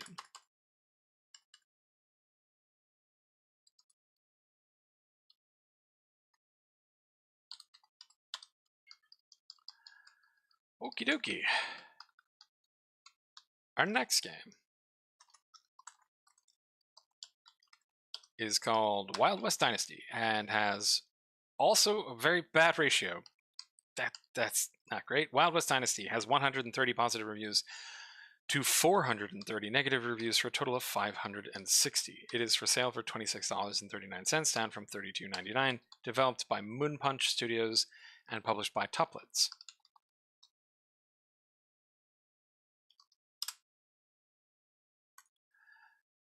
Okay, we have a developer preview, and here we go. Wild West Dynasty. Cowboys, settlers, and gunslingers, bring your own ranch, grow it into a settlement, and soon more settlers will join you in your quest for happiness and prosperity. Will you manage to build a Wild West Dynasty, or will you end up on the gallows? Okay, so we have horseback riding, rivers, forests. Give me strong Skyrim vibes for the environmental design. Looks like you can build a house. Okay. No indication of other game mechanics. Alright. Early access. What is everyone yelling about then? WoW, just WoW. I don't even know what to say about this one. First popped up on the radar a few weeks ago and I got very excited. I was in the middle of an RDR2 playthrough. Short version. The game is slow, janky, ugly, and has horrible writing. What VO there is sounds like it came from an AI, awkward third-person, terrible controls, the most confusing UI I've seen in a while. Powerful negative review there. Oof, this game is rough. How can Toplitz, the publisher, not the dev, have such a good game with Medieval Dynasty and then be okay to release this as is? Ah, okay. So this might be the second game in a series from the publisher. Boy, this game is rough. Great game to start out, very detailed, does have some problems. Switch in between tools. Do you know what that one means?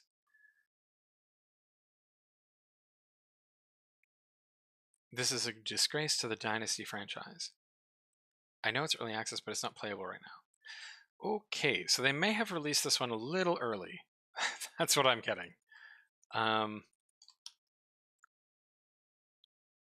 Still, 1,000 people playing it. They had a lot of people on Twitch looking at that. That's the highest Twitch numbers we've seen so far. With 29,000 followers. Store went up September 2020. So this has been in the works for a while. Like, this is definitely not a low effort game. I just don't, I think maybe they didn't quite get it done to the level that they needed to for the kind of expectations that they had. Okay, well,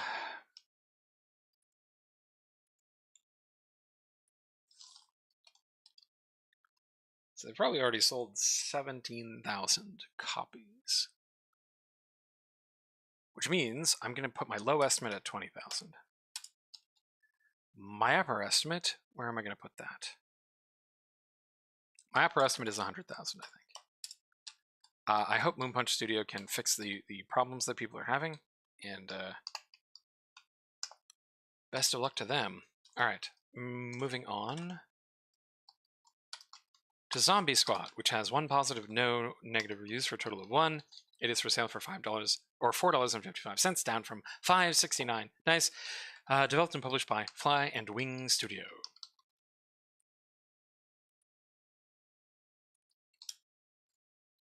Zombie Squad, a casual game, combines tower defense and roguelike. The operation of this game is very simple and whoop, that's not what I meant to do. The characters can fight automatically, just click to release their skills.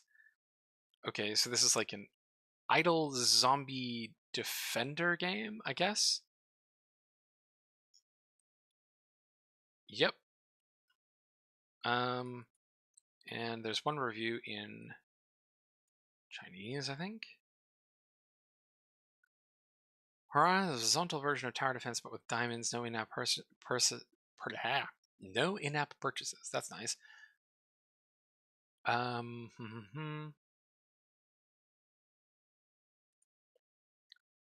Okay, neat.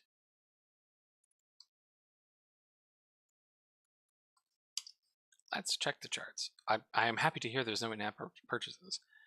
Game went up on December 1st. And picked up 20 followers, so not many. I wonder why. It's not super unique, but there's definitely something here.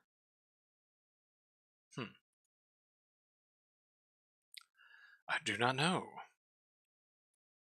I guess my low estimate for this is going to be 90. My high estimate is going to be 1,000. All right, best of luck, Flywing Studios. Our second last game today is called Slime Warfare, and it has 1 positive, 1 negative review for a total of 2. It is for sale for $7.01, down from $7.79. It is developed and published by MJ Null. Slime Warfare is a rogue tower defense game with a variety of gameplay and placement. No space after the period. Slimes are weak monsters and always bullied by humans. Players will play the role of the Slime Queen to build structures to defend against adventurers' attacks and strengthen themselves. Okay. Alright, looks like they have a bunch of different types of turrets.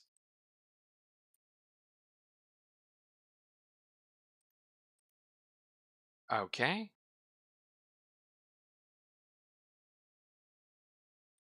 Okay. Do we have other kinds of levels? Doesn't look like it. There we go. Alright, seems like a fairly simple little tower defense game with lots of different types of turrets. Fairly simple store page. 2 reviews in other languages. The negative review says, the little monsters are very painful, the numerical value is not very good. A bit like a Souls game. Looks like there's some communication issues. Multiple spiritual pagodas can superimpose buffs on an attack tower. Alright, cool. 17 people played it yesterday. I am losing my ability to speak. Sorry, everybody. October 27th. No, that's the wrong year. There we go. 37 followers. Okay. Not a lot of time. And a lot of people. So, I think I'm going to guess 150 to 600. Uncertain about that one. Best of luck, MJ Null. Our last game today is Misremembered Memories, which has 4 positive reviews, no negative reviews. It's for sale for $6.49, developed and published by Mugenri. A retro-styled Len fan game? Len apostrophe N? Fan game inspired by the Japanese PC 98 Toho Project games. Enjoy a nostalgic shoot-'em-up experience with faithful graphics and music without the hang-ups of outdated hardware. Okie dokie, we have a cute girl bullet hell game. Come on now, let me play. There we go. Right, magic pixel bullet hell game. 54 unique spells and non-spells. Non-spells? I wonder what a non-spell is. I mean, isn't that everything that's not a spell? If you're a hardcore shmup player, go for that 1cc.